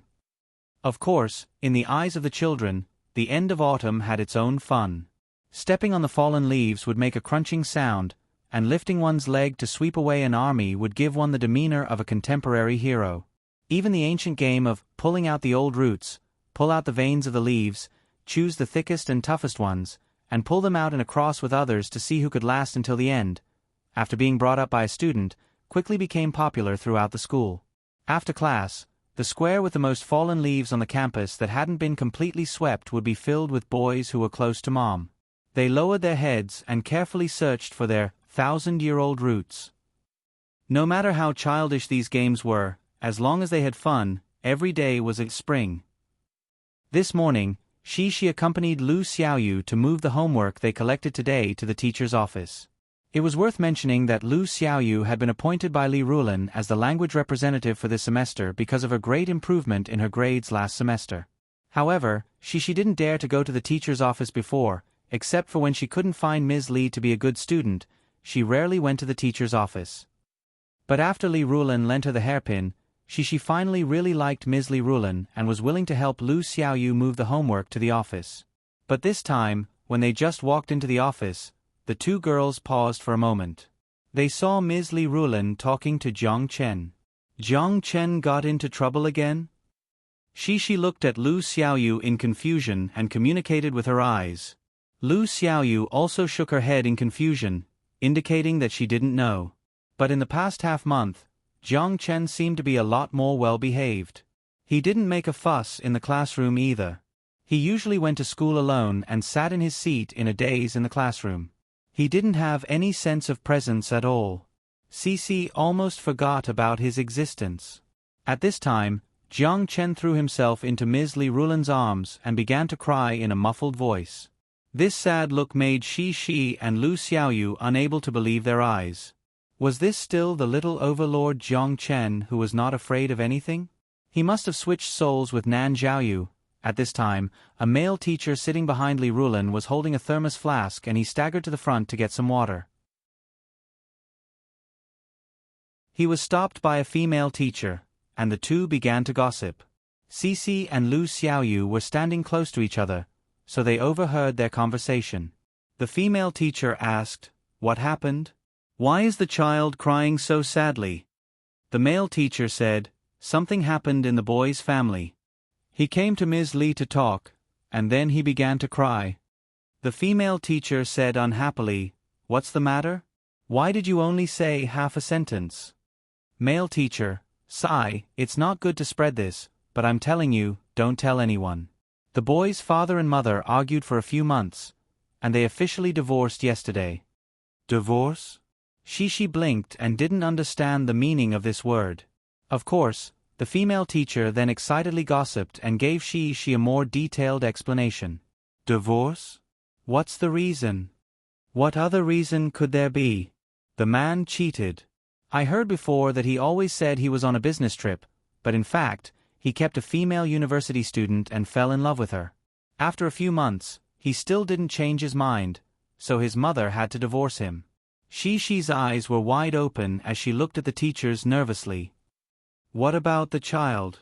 That man must be irresponsible and ran away with the mistress. The female teacher guessed. That's not it. After all, she gave birth to a boy, and the boy's father still wants a son. The lawsuit took half a month. Fortunately, the child didn't disappoint. Not only did the judge give him to his mother, but he also argued that he wanted to be with his mother. Otherwise, his mother would really be sad. The male teacher sighed. The mistress and that man will die a horrible death. They broke other people's families. The female teacher said indignantly. However, she quickly sighed. But it's also a pity for the child. He can only live with his mother in the future. That man has a mistress and has another one. He probably won't care about the past anymore. Isn't that so? Alright, how will the family property be divided? I don't know, but since it's all in court, it should be clear. Cici could no longer listen to the gossip that the teachers were gossiping about. The little girl's little face revealed a somewhat confused and fearful expression. She. Lu Xiaoyu's voice brought her back from her daze. She saw that Lu Xiaoyu pointed at Li Rulin's desk and whispered, She, the teacher told us to bring the homework over. It turned out that Li Rulin, who was comforting Jiang Chen, noticed the two girls. She used her hand gestures and eyes to signal the two girls. Finally, she put up a finger and made a sure expression. Shi and Lu Xiaoyu put the homework on the teacher's desk and left. Along the way, Shi was in a daze and didn't say anything. Lu Xiaoyu and she didn't have the habit of talking when they were together, but today she didn't say anything either. When they returned to the classroom and sat down, she didn't say anything. This made her feel strange and awkward. No one said anything. This doesn't feel right. Lu Xiaoyu had to speak up herself. She leaned over and whispered, Shi, can we not tell others that Jiang Chen cried? Shi turned her head in confusion and responded sluggishly, Huh? That's right, Jiang Chen cried so hard. If we tell others, will he be angry? Lu Xiaoyu had to repeat herself. Let's not tell others. She subconsciously felt that it wasn't a good thing. She pouted and muttered, But, we should be able to tell Papa, because Papa knows a lot of things. The girl's words were a bit messy because her mind was in a mess. Especially when she thought of her father, she couldn't help but recall the teacher's words in the office. The boy's father and mother argued for a few months and officially divorced yesterday. He always said he was on a business trip, but in fact, he kept a female university student and fell in love with her. Poor child, he can only live with his mother in the future. After all, she gave birth to a boy, and the boy's father still wants a son. His father won't care about him anymore. Sometimes, having a good memory wasn't a good thing. After Lu Xiaoyu heard it, she forgot it immediately, but she still remembered it clearly. These voices echoed in her mind, and she thought of her favorite father. Father is so good. He knows everything. He knows everything. And he speaks very gently, treats me very carefully, and is patient. The girl thought of the happy days with her father, and gradually dug out from the depths of her memory, the memories before she was 4 years old that had been buried for a long time. What if father doesn't want me? A terrible thought popped up in Shi's mind, and suddenly, the girl's eyes turned red.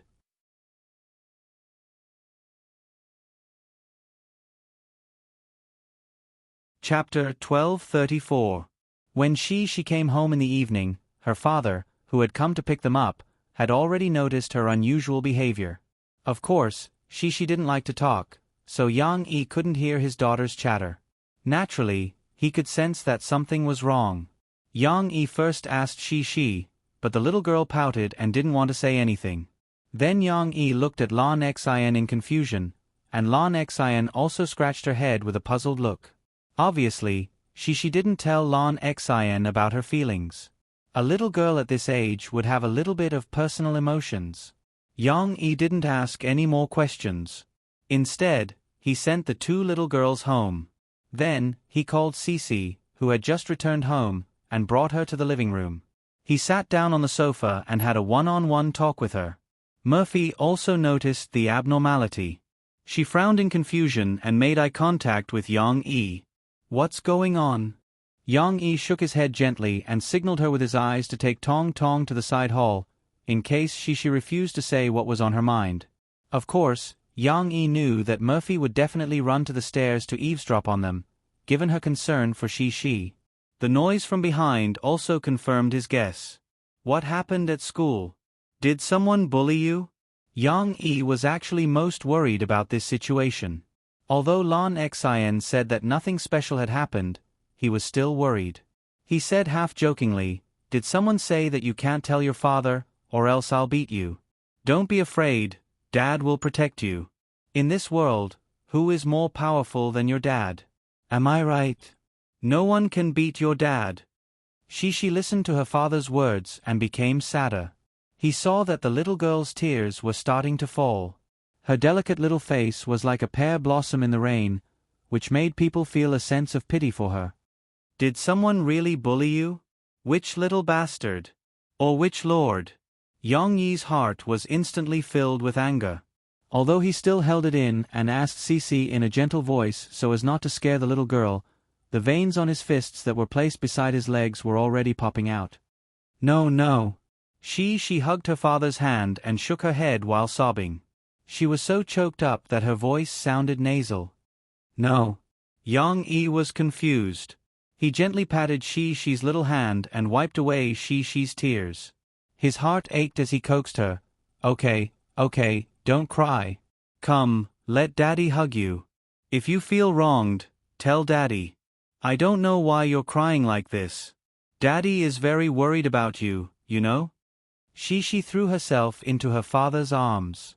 The sadness that had been brewing all day was suddenly vented. She cried even louder and more heartbroken. Of course, she did need to vent. She had been worried for the whole day. The little girl didn't know how to face the idea in her mind. She was almost suppressed into the old version of Yu Xiaowei. Yang Yi coaxed as if his heart was being cut by a knife. At the same time, he gritted his teeth and even had the urge to kill someone. However, until now, he still didn't know who provoked his baby girl. She cried for a while. After she vented the anger in her heart, she felt better and was finally willing to speak. It's Jiang Chen's. The little girl sniffled and stuttered. Jiang Chen? Yang Yi couldn't wait for Shi to cut out the whole story. When he heard the name, his eyes almost popped out. He repeated the name repeatedly, but in his heart, he was about to tear the little boy into pieces. He bullied you? How did he bully you? Yang Yi held back his anger. While he wiped the tears on Shi's face with a tissue, he asked softly. It must be an unforgivable crime. Yang Yi had never seen Shi cry so hard. He couldn't wait to drag the boy out of the house and chop him into pieces. However, Shi shook her head. While rubbing her red eyes and sniffing her red nose, she said with a choked voice, No. Jiang Chen, his daddy is very bad, and then he divorced mom and his mom. Shi's emotions calmed down a bit. She could finally tell her father the truth. Yang Yi suddenly froze. He had a stomach full of anger, but now he realized that things were not what he thought. Of course, it was actually a good thing that it wasn't what he thought it was. However, Yang Yi didn't dare to be negligent. He carefully asked Cici about the ins and outs of today's matter that made Cici depressed. Little fool. After Yang Yi figured it out, he couldn't help but hold Shi's little face in his hands, rubbed it intimately, and laughed. What are you thinking? How could Daddy divorce Mommy? Daddy and Mommy are so good, right? Daddy loves you and Mommy the most. How could he bear to leave you? But Daddy also went on a business trip. Daddy didn't go on business trips before. She said with grievance. Because Daddy went on a business trip, I didn't bring my hair clip, and then Daddy picked me up. I'm afraid that Daddy will be like Jiang Chen's daddy. No, Daddy is not such a person. Daddy promises you that in this life, I will only love your mommy. Yang Yi raised his hand and swore, Of course, Daddy will try not to go on business trips in the future. I will spend more time with you and Mommy so that you won't worry, okay? She was not very satisfied with her father's vow. She pouted and said, No, you don't only love Mom, you also have to love me. And little brother, Daddy, you have to say that you only love me, Mom, and little brother. Yes.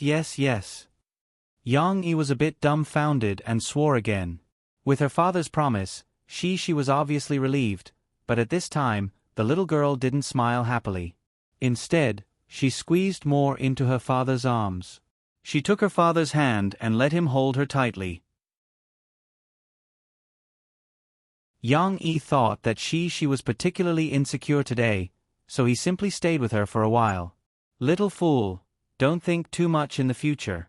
How can other people's business have anything to do with you?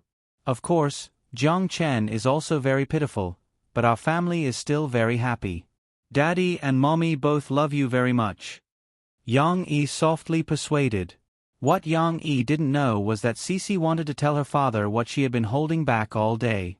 Therefore, after he finished comforting her, Cici snuggled into her father's arms and listened to the heavy voice coming from her father's chest.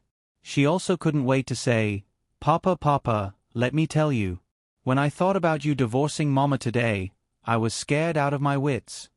Before Yang Yi comforted her, the little girl continued, because a teacher said that Jiang Chen's daddy wanted him because Jiang Chen was a boy, but Jiang Chen didn't want to be with his daddy, so Jiang Chen followed his mom, but Jiang Chen wouldn't be able to see his daddy. I like Daddy so much, I don't want to not see Daddy. I want Daddy to be with Daddy forever. As she spoke, she couldn't help but feel a little sad. Her eyes were red, but she didn't cry, only her nasal voice became more nasal. Even in such a situation, Yang Yi didn't have a chance to interrupt, because she was still describing the changes in her mind today. I want to be with Daddy, but I'm afraid that Mom will be very sad. I like Daddy very much, but I also like Mom. I don't want Mom to be sad, so I'm very sad. She said her dilemma. When Yang-yi heard this, he couldn't help but breathe a sigh of relief because he knew that Murphy was listening. If she completely sided with him when she was talking, Yang-yi was worried that he wouldn't be able to coax Murphy. But fortunately, she was still very sensible, and she also took care of her mother's feelings. Don't be sad, because this situation doesn't exist. Daddy and Mommy are fine. Yang-yi smiled easily, touched the little girl's soft long hair, and said with a smile, moreover, Daddy and Mommy will always be fine, so you will never have to worry about this problem. Yes, I want Daddy and Mom to be together forever, and me and my brother, our whole family to be together forever. Cece hugged her father's arm and happily rubbed her head against it. Finally, she happily revealed a tear-stained smile. After comforting she, Yang-yi finally breathed a sigh of relief. After all, he also had other worries. Fortunately, the worst possibility didn't appear. And she was just scaring herself, so it was fine as long as she made things clear. Yang-yi took she to wash her face and coaxed the little girl to do her homework, then he smiled and shook his head, and walked upstairs. Just now, he heard that when she wanted to stay in his arms for a while, Murphy took Tong Tong upstairs. Hey, I thought it was something serious, and I almost went crazy. Fortunately, it was just she who was worried for nothing. Yang-yi pushed open the bedroom door, and said to Murphy with a smile. He wanted to tease Murphy about this matter, but after he came in, Murphy turned around, and Yang-yi was surprised to find that Murphy's eyes were also red, and it looked like she had cried. What's wrong with you? Yang-yi was dumbfounded. I'm sad too. Murphy sniffled and opened her hands sadly. Although Murphy usually had a cold and elegant appearance, in reality, she was also a sentimental person. Especially in the past few years, after Yang-yi melted her iceberg, her soft heart no longer had a protective shell of her own. When she heard she talk about her worries, Murphy couldn't help but let her imagination run wild. She was thinking about her parents' divorce, and who she should be with. Murphy, on the other hand, directly went into a dead end. The more she thought about it, the more she felt that her future was bleak. If her husband didn't want her, would she leave her because she liked her father more? If she left her, would Tong Tong abandon her, too, since he liked her sister so much? Ever since Tong Tong insisted on sitting with her sister during the parents' open house, Murphy faintly constructed a possibility in her mind that was definitely meant to scare herself. After all, he was a Scorpio. The more Murphy thought about it, the sadder she felt. Even if she didn't care about these children, Murphy thought about not having Yang-yi by her side. When she returned to the bedroom, she threw herself on the bed and cried bitterly. Tong Tong sat by the side with an innocent look on his face, not knowing what had happened. And so, the scene that happened when Yang-yi came in was born. Yang-yi opened his arms and hugged Murphy. At the same time, he smiled bitterly in his heart. Well, after comforting the little ones, he still had to comfort the elder ones. But after all, they were the people he loved the most. Okay, hubby, hug. Don't cry. Yang-yi's heart softened.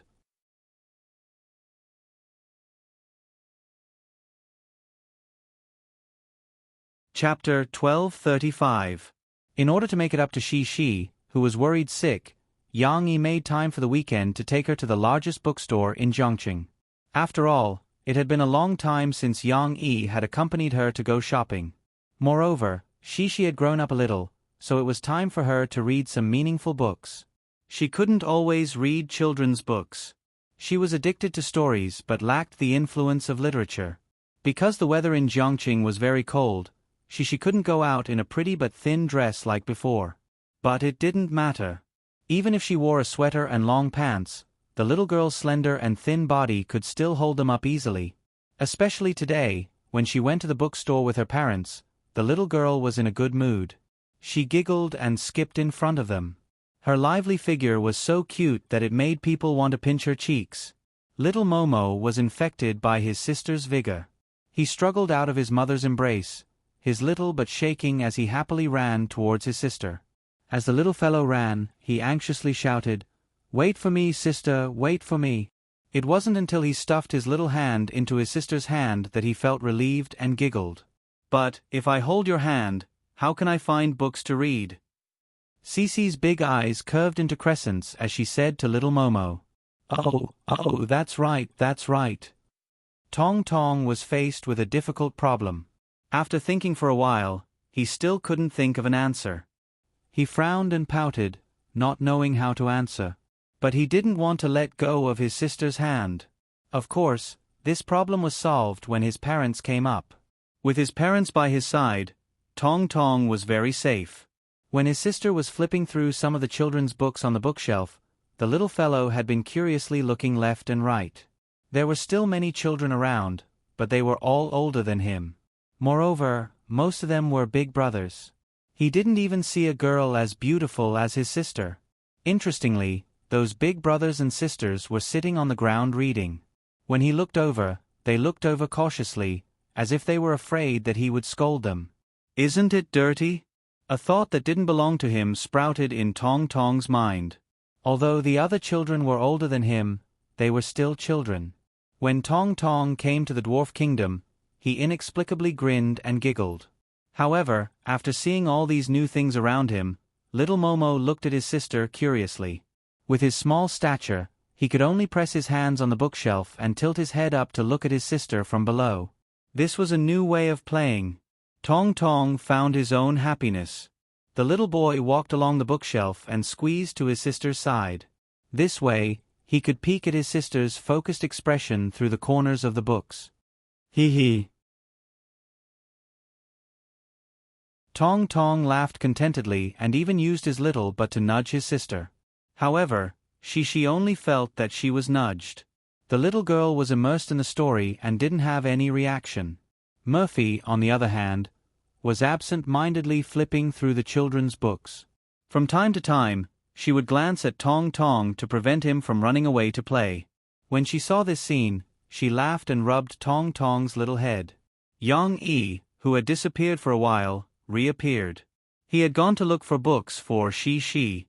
He always felt that Shi should read more in-depth books, so he specially went to look around the other areas. Now, he came back with a stack of books.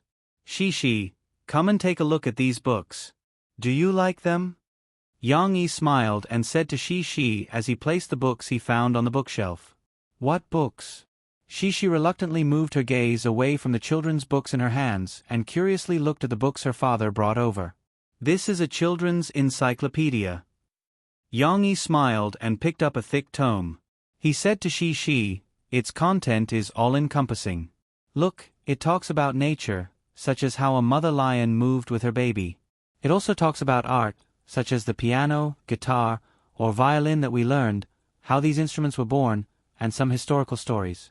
In any case, you can find the answers to many questions that you have thought of before or new things that you have not come into contact with. Wow, really? Shi's interest was piqued. After she exclaimed in surprise, she put down the children's books in her hands and picked up the new books her father recommended to her. Then, the little girl cried out in joy, Wow, they're all colorful. So many beautiful photos. Papa, I saw the lion mom biting the little lion. Yang Yi smiled and nodded at the little girl who raised her head in surprise. He waited until she flipped through a few pages and gradually became fascinated by the books. Then, he began to introduce the second book, Shi, this book is also good.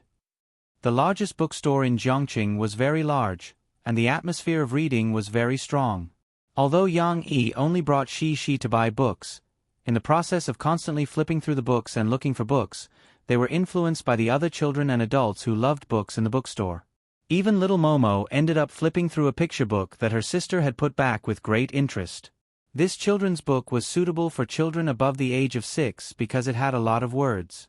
However, even though little Momo couldn't understand it, he still pouted slightly.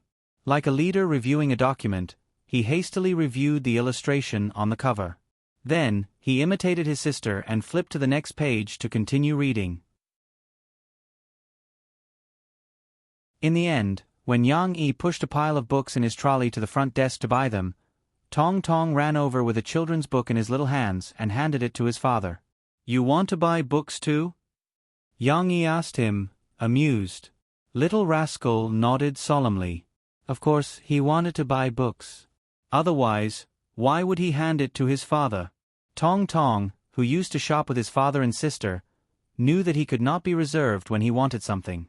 If he liked a toy, he must give it to his father to buy it so that he could bring it home. "Can you understand it?" Murphy could not help but ask with a smile. "Yes." Tong Tong did not answer the question, but he felt that his answer was correct. He even nodded his little head vigorously. Since Tong Tong wanted to buy books, Yang Yi did not treat him differently. He put the books in the trolley and paid the bill. However, when they left the bookstore, She unexpectedly found a few claw machines at the exit hall.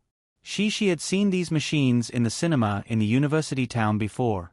She knew what they were, but she was in a hurry to watch the movie, so she did not play with them. Papa, let's go take a look." She happily pulled her father's hand. After saying that, the little girl ran over. The little girl, who was wearing winter clothes, ran as light as a deer because of her long legs.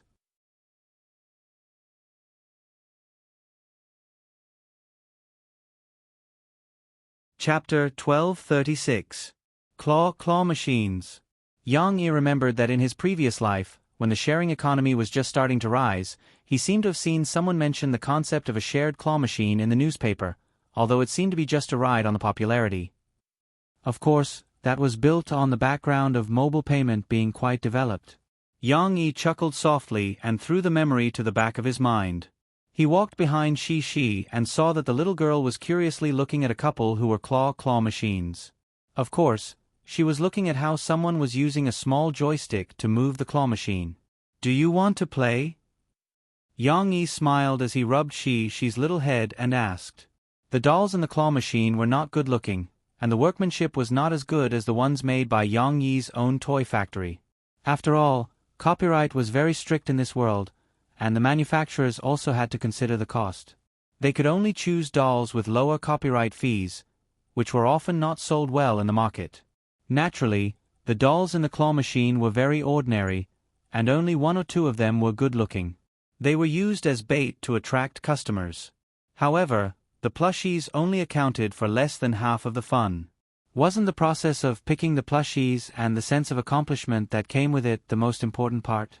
She was eagerly looking at other people playing. When she heard her father's question, she naturally turned around happily and nodded vigorously at him. Tong Tong was short and did not know what was going on. He stood beside his mother in boredom and let his mother hold his hand. He looked left and right. There were still many new things in this world that he had not seen before. "Come, each of you have a basket of coins. You can put them here and have a competition. Let's see if your mother can claw more dolls or she can claw more dolls." When Tong Tong came back to his senses, his father had already returned with the coins. The little boy was attracted by his father's words. He looked up curiously and saw his mother clapping her hands happily. With a pleasant laughter, he went to the front of a machine. What are my sister and mother playing?" Tong Tong did not realize that she had been abandoned by her mother. Fortunately, after her father settled them down, he squatted down to carry Tong Tong and stood beside her sister's machine. Shi, your little brother is also here to cheer for you." Yang Yi laughed as he shook Tong Tong's little fist. "Nonsense, Mommy clearly supports Mom." Murphy grumbled from the side. Of course, she was focused on figuring out how to use the claw machine. After all, she hadn't played with it in a long time, so she didn't have the time to raise her head. Cici, on the other hand, received her father's guidance. "Cici, put this game coin into this hole. Put 3 coins in. Then, when this indicator light turns on, you can use this joystick to control the clamp." In order to play with this claw machine well, she tensed up her little face a little nervously. She listened attentively to her father's words, her big eyes following her father's fingers around. "Haha, Shi, my clamp can move now. Come and see." Murphy suddenly smiled proudly at the side. Although Murphy's words were a little boastful, she still successfully attracted Shishi's attention. The little girl hurriedly went to her father's side and leaned over to her mother's side, watching in amazement. Look, when I move this joystick, the clamp can move. Right, forward, back. With her daughter watching and her son looking back, Murphy became even more enthusiastic as she demonstrated with a smile of exultation. It's true. She was very supportive as she exclaimed in amazement. At this time, Tong Tong's ignorant little face finally changed a little. He looked at the claw machine in amazement. Tong Tong felt that her mother was actually able to control it. It was super awesome. It was just like those amazing robots on TV. Yang Yi held back his laughter as he watched Murphy's performance. Finally, he couldn't help but remind her, stop fiddling with the claw. Hurry up and aim at the doll. Its time is almost up. Murphy's reaction was a little slow. She only came back to her senses after Yang Yi spoke for a while. Oh no. She screamed as she fiddled with the joystick. However, at this time, the claw stopped by itself. Then it fell. When Murphy forgot to hit the red button, it finally fell between the gaps of several dolls. When it got up, it didn't clamp anything. Murphy sighed regretfully. Yang Yi took the opportunity to wink at Shi. See, this is a negative example. When you clamp the doll later, don't forget to look at the time. Yang Laoyi no, Yang Lao Tai, you're mocking me again. Murphy pouted and said angrily. Go teach Shi. Murphy, even if I don't need your help. I must clamp the doll myself and then defeat Shi. Perhaps feeling a little embarrassed, Murphy pushed Yang Yi and Shi back. She decided to work hard behind closed doors and clamp a doll to prove herself. Yang Yi held Tong Tong in one hand and pointed at the ground with the other hand, teaching Shi how to clamp the doll. Yes, insert the coin. It's starting. Move this joystick and move it to the doll you want to clamp. It's not right. Yang Yi gently encouraged Shi because she had made the same mistake. It's okay. Let's keep up the good work. We still have so many game coins. What are you afraid of? Not only that, but Yang Yi also patiently guided Shi. After she made 3 mistakes in a row, Yang Yi asked, which doll do you want to clamp? Is it this one? The pretty one? In fact, it was easy to guess because she was very focused and persistent. She placed several clamps around the doll. Cece stood on her tiptoes and wanted to use her head to push against her father's hand. She followed the direction of her father's finger and nodded. Her pink little mouth pouted as she said, Yes, this is the most beautiful one among them. It's not easy to clamp this one because it was pressed on one side by the doll you turned over just now. Yang Yi smiled and said, Let's change it to the one inside, okay? They're all the same dolls. The one inside might be easier to clamp. She suddenly understood and nodded gently. She continued to insert the game coins and she carefully moved the joystick. Yang Yi looked down from above and waved his left hand. He instructed, to the right, use more force. It's still far away. Go forward. Don't go forward. Push the joystick forward. Oh right. Go left and down, adjust it gently, and it'll be right. It had to be said that Yang Yi had good eyesight. When the clamp fell, Shi looked at it expectantly. The clamp finally fell on the doll like a big hand. Wow. I clamped it. I clamped it. She was so excited that she took small steps and clapped her hands. Tong Tong had been watching attentively. He was attracted by the moving clamp and had been addicted to it. He only came back to his senses when he heard his sisters scream. Not yet, not yet. Yang Yi said quickly. Did you forget your mother's lesson? Hurry up and press this red button. Ouch. Before Yang Yi could finish his sentence, he felt an arrow on his waist. He turned around and saw Murphy, who had come over to watch, pinching his waist. She pouted and stared at him angrily. She only remembered when her father reminded her. She hurriedly clapped her hands. He picked up the soft toy with a clamp and swayed it towards the entrance of the cave. But just as everyone held their breaths and stared at it, it swayed a little and suddenly loosened, causing the soft toy to slide down. "Hey!" Cece cried out in panic. Soon, she unwillingly twisted her little butt, and her little face revealed a distressed expression. "Why is it so difficult?" "It's okay, continue. Try a few more times, and you might be able to clamp it." Yang Yi ignored the soft hand on his waist and quickly comforted the disappointed girl. "This time, it will definitely work." She cheered herself up. Perhaps it was the excitement of clamping the doll that gave her motivation. The little girl hummed energetically and threw in the game coins. At this time, Yang Yi's back was pulled. He took the time to look back and saw Murphy's sad eyes. "What's wrong?" Yang Yi asked, amused. Murphy pitifully shook the few remaining game coins in her basket. She didn't want her daughter to hear, so she mouthed to Yang Yi, "Honey, help me." In order to successfully ask for help, she even looked left and right. When she saw that no one was looking, she secretly used her hand to draw a seductive arc behind her buttocks. Her beautiful eyes charmingly blinked at Yang Yi. Of course, she still felt a little embarrassed, and her face flushed red. If she didn't use some unconventional means, she would lose.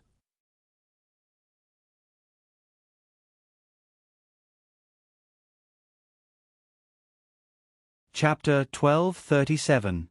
How could he not answer his wife's request? Yang Yi took over Mo Fei's basket and counted the game coins in it. There were only enough coins left for 2 claw games. He was a little surprised and asked, "Is that all you have left? How did you finish the game so quickly?" Murphy smiled awkwardly. She was too embarrassed to answer. She turned around and looked around. Suddenly, her eyes lit up and she said, "I'm going to buy some more coins. Can you help me with the claw games?" Murphy perfectly avoided Yang Yi's question. She bought another 100 yuan worth of coins. The lady boss stacked the coins neatly into the basket. Murphy happily carried the basket and walked back carefully. When she came back, Mo Fei saw that Yang Yi was sitting in her seat, and Cece was frowning and looking at her machine.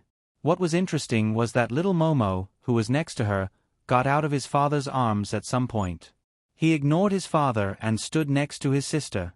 His little body leaned against the claw machine, facing his sister, waving his hands and talking excitedly.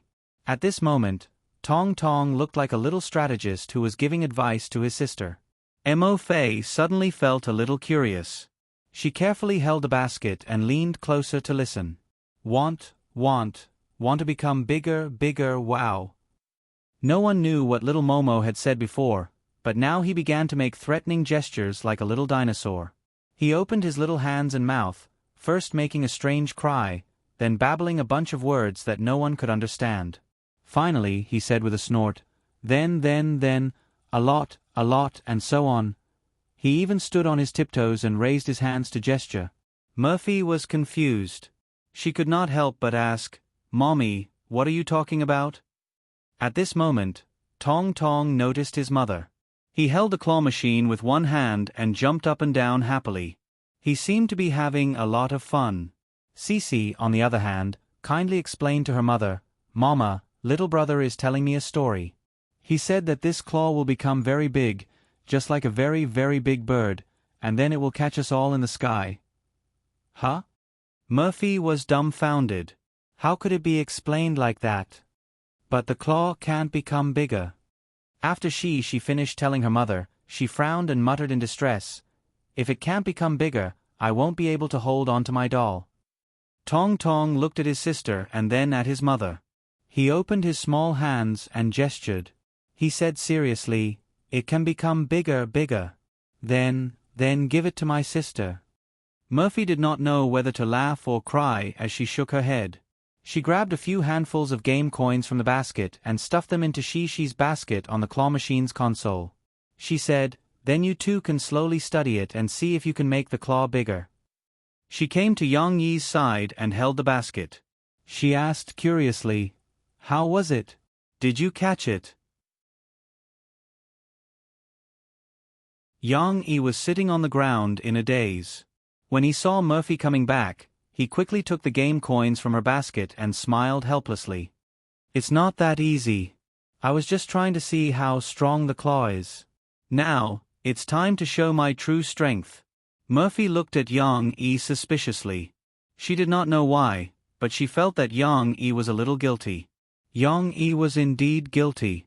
He originally wanted to pick up a doll and show it off to Murphy when she came back. However, he did not expect that he was not as good as she. Murphy's joystick was a little problematic.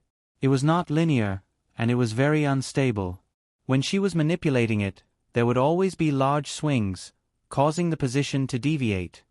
"It's fine. I've already understood the functions of this machine. Just watch. I'll pick up a doll for you right now." In front of his wife, Yang-yi naturally had to appear a little more confident. He waved his hand and solemnly vowed. She started another round of experiments. Tong Tong did not know how to do it, so he climbed onto his sister's seat and squeezed together with her. He watched with great interest. Yang-yi gently pushed the joystick and moved the clamp to the corresponding position. This time he really had some experience. He did not push it slowly. Instead, he pushed it to the approximate position and then made fine adjustments by swinging it. Almost there. When the countdown was about to end, the clamp gradually stabilized and aimed at the target that he had chosen. Lift. Yang-yi waited for the clamp to wrap around the doll and hit the red button forcefully. Be gentle. If you break it, it won't be fun anymore." Murphy saw that Yang-yi was a little excited and hurriedly persuaded him. However, the scene that happened behind the transparent glass made Yang-yi dumbfounded again. The clamp did not tighten immediately. Instead, it tightened as it was lifted. In the end, it slid across the surface of the Saturn Peach doll that Yang-yi had chosen. What the hell? There's something wrong with this machine. Yang-yi could not help but complain. He turned his head and saw that Murphy was covering her mouth and laughing secretly. This is an exception. Maybe there really is something wrong with this machine. Yang-yi braced himself and explained, "Let's change to another machine. Who knows, we might be able to clamp it. Let me tell you, when I was a security guard in the past, I was in charge of the claw machine. At that time, I really had seen countless people. I had seen all kinds of claw machine masters, and I even secretly learned a few moves from them." Murphy was amused by him. She knew that Yang-yi was just bragging to cover up his embarrassment. She did not expose him. Instead, she laughed until her body became weak. She hugged Yang-yi's arm and gave him a flirtatious look.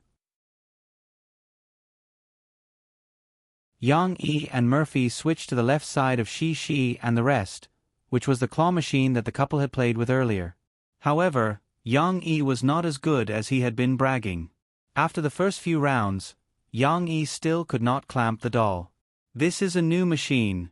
There will always be time to get used to it." Yang-yi braced himself and said. Not to mention Yang-yi, who had been defeated repeatedly, she also could not clamp the doll. The game coins in her basket were constantly being used up. Finally, the little girl's patience was running out. She pouted her lips and wanted to hold the basket to watch her father clamp the doll. But at this time, little Nguyen saw that his sister had stopped playing, so he stretched out his little hand with interest and pulled the joystick. The little guy raised his head and looked up, but the paw did not move. "Brother, do you want to play?" Cece asked when she saw the situation. She stuffed 3 game coins into the machine and gave her seat to Tong Tong so that he could sit closer to the joystick. Of course, Tong Tong could not see much. She stood beside the machine and imitated her father. She enthusiastically instructed Tong Tong, "Little brother, let me tell you where to sit." "Okay." Tong Tong nodded happily. However, he did not move for a long time. She realized that something was wrong and hurriedly shouted, "Little brother, you have to move that thing. Otherwise, the time is almost up." Tong Tong imitated her and started to move the joystick. When he saw the claw moving as well, he was so happy that his eyes shone brightly. "A little to the left. Little brother, do you want to clamp this thing? Go a little further." Cece instructed with her head lowered. However, she realized very late that little Momo was having a lot of fun playing with its paw. It wasn't listening to what she was saying at all. Its paw was swinging by itself. Little brother, you are not trying to clamp the doll. She mumbled helplessly when she saw that the claw was not able to clamp down on the doll. Sister, jelly. Little Momo didn't pay attention to his sister's complaints. When he saw that the claws were no longer moving after returning to their original position, he hurriedly asked his sister for help. The little guy was quite smart. Since he couldn't reach it, he pointed at the coin slot from a distance and happily called out to his sister. You still want to play? She asked in surprise. Tong Tong quickly nodded. Okay. Although she complained about Tong Tong's attitude, she was still very nice to Tong Tong. Although she seemed unwilling, she counted 3 game coins and stuffed them into the slot. You have to clamp down on the doll. At this time, Yang Yi's cheers suddenly came from the side. I clamped it. Cece turned her head in surprise. Yang Yi, who had been so nervous that his facial expression had frozen a moment ago, finally raised his hand and laughed out loud. Mo Fei witnessed this historic scene. Yang Yi had experienced several failures. Finally, in his persistent research, he finally figured out the nature of this machine and added the doll in a very ingenious way. Not easy.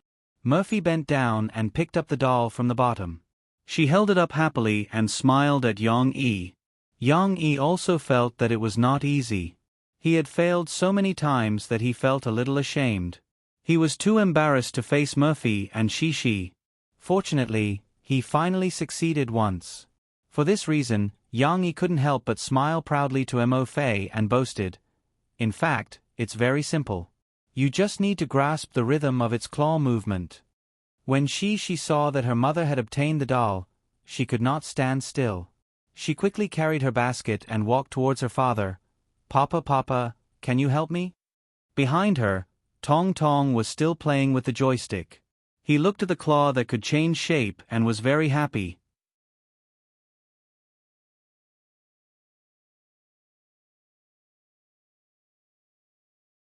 Chapter 1238.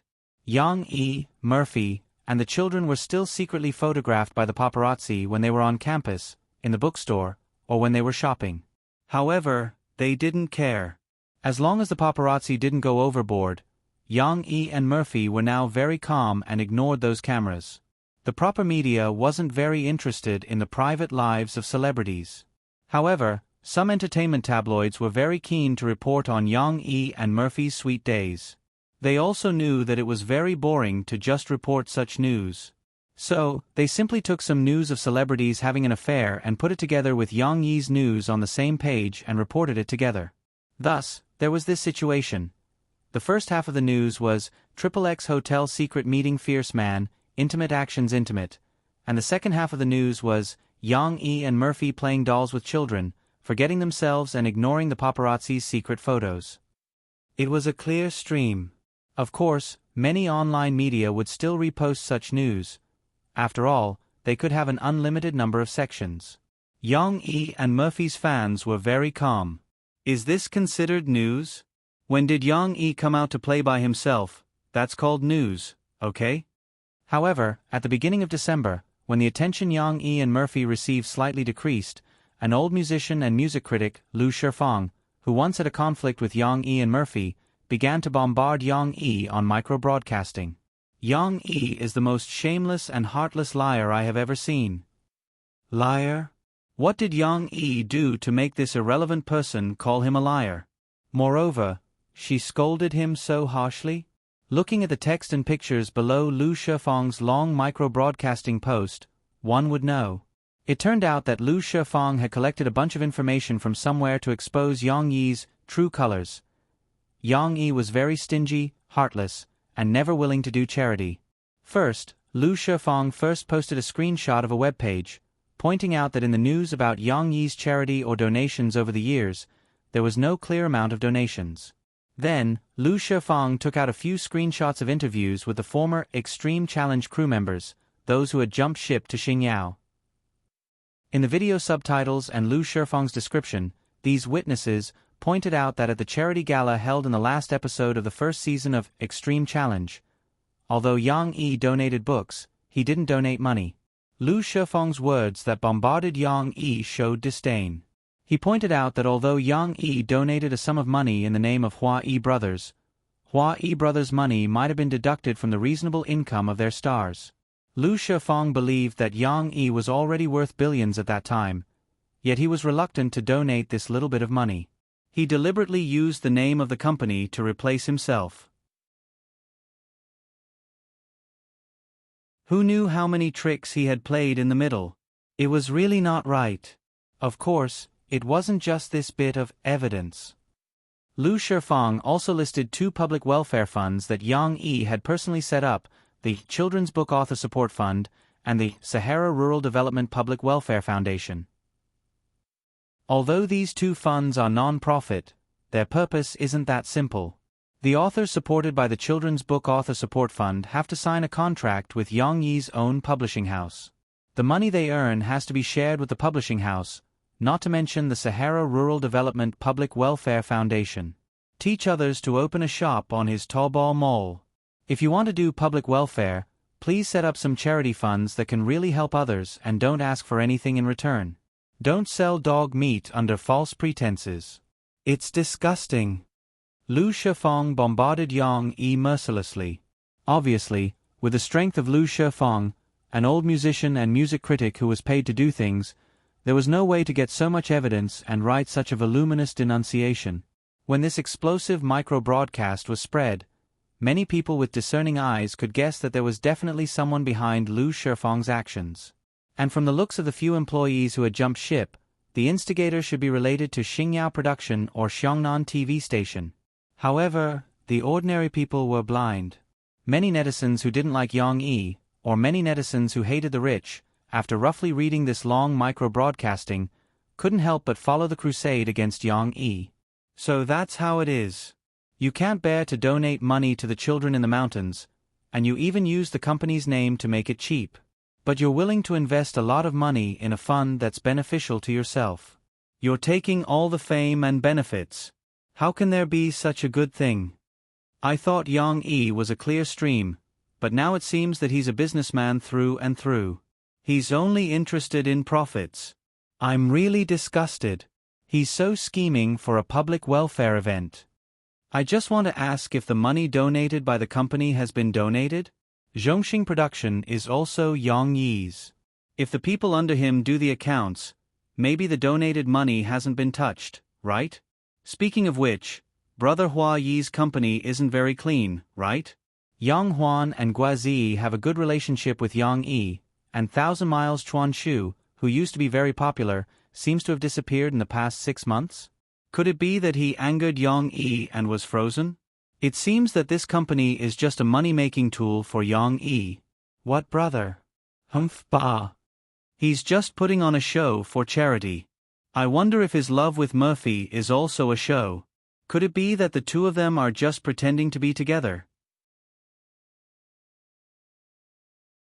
Now that I think about it, the laughter and emotions that the Limit Challenge brought us were fake.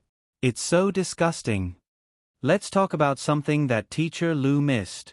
Yang Yi is reluctant to spend a lot of money on charity, because he spent billions to build a castle-like amusement park in Jinling City. I just want to know if this amusement park is really built for Shi to play. I'm afraid his motives aren't pure, right? Hee. Hearing this, I also remembered the news. How could this amusement park be built just for a child to play? I'm afraid he wants to take money from us parents. When the time comes, the ticket price will be hundreds or thousands. Are you afraid? We will firmly boycott Yang Yi's company, show, and firmly boycott Yang Yi's amusement park. Although there were still many Yang Yi's fans who heard the news and tried their best to explain for Yang Yi, urging everyone to wait for Yang Yi's response and not listen to other people's words, under Lu Shifeng's micro-broadcasting, many netizens who hated the rich and did not chase after celebrities were still unwilling to let it go. They even insulted Yang Yi's fans, saying that they were trying to clean up for Yang Yi. In less than a day, micro-broadcasting was already in an uproar. Although micro-broadcasting was Yang Yi's own territory, with a celebrity like Lu Shifeng's direct bombardment, no staff dared to delete the post. They only had a secret channel to inform Mo Xiaowan immediately. Mo Xiaowan hurriedly organized a meeting to discuss public relations. But in less than an hour, all the major web portals on the internet reposted Lu Shifeng's bombardment of Yang Yi's micro-broadcasting, and the views increased exponentially. She had to respond as soon as possible. Otherwise, if the public opinion became one-sided and unfavorable to Yang Yi, it would be very troublesome to deal with public relations. But Mo Xiaowan met someone who was a little stubborn on this matter. Why should I announce my charity information?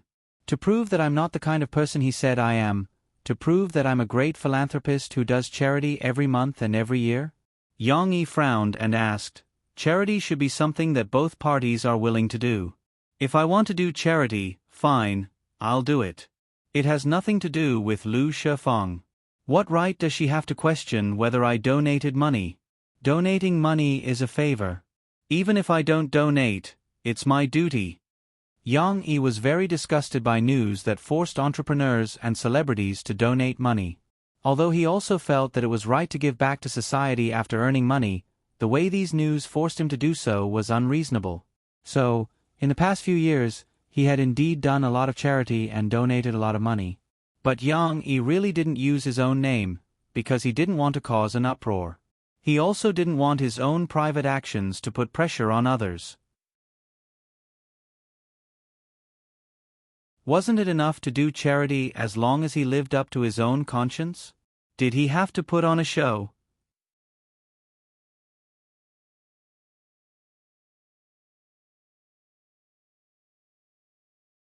Chapter 1239. Brother-in-law, what you said makes sense, but we are different from before. You are a public figure and an idol in many people's hearts. You are not some unknown small fry. Now that you are faced with such serious public opinion, if you don't stand up and respond, what will your fans think? Mo Xiaowan didn't think that Yang Yi would be so stubborn on this matter. She was already a little anxious, but now she was even more annoyed. Mo Xiaowan could only look at Murphy for help. Sis, talk to brother-in-law.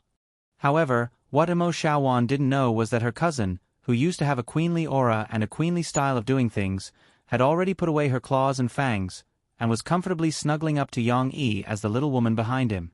I will listen to Yang Yi. Also, I think that donations are good for our conscience.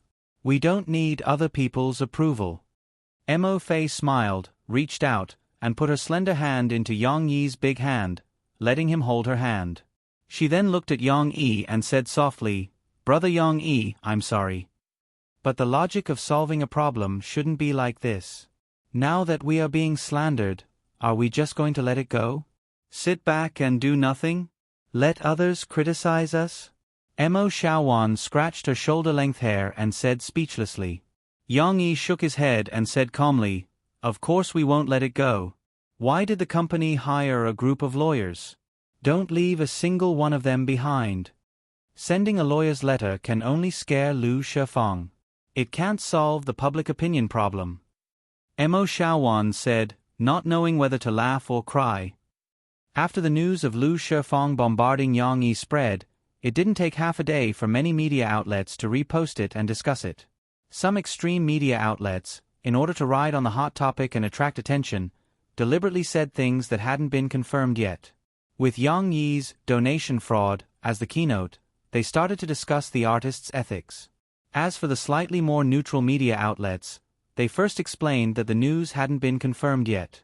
But then, they used this as an introduction to discuss the issue of rich people donating money. There were different opinions, but very few media outlets supported Yang Yi and spoke up for Yang Yi. After all, the current trend of public opinion was in the direction of criticizing Yang Yi.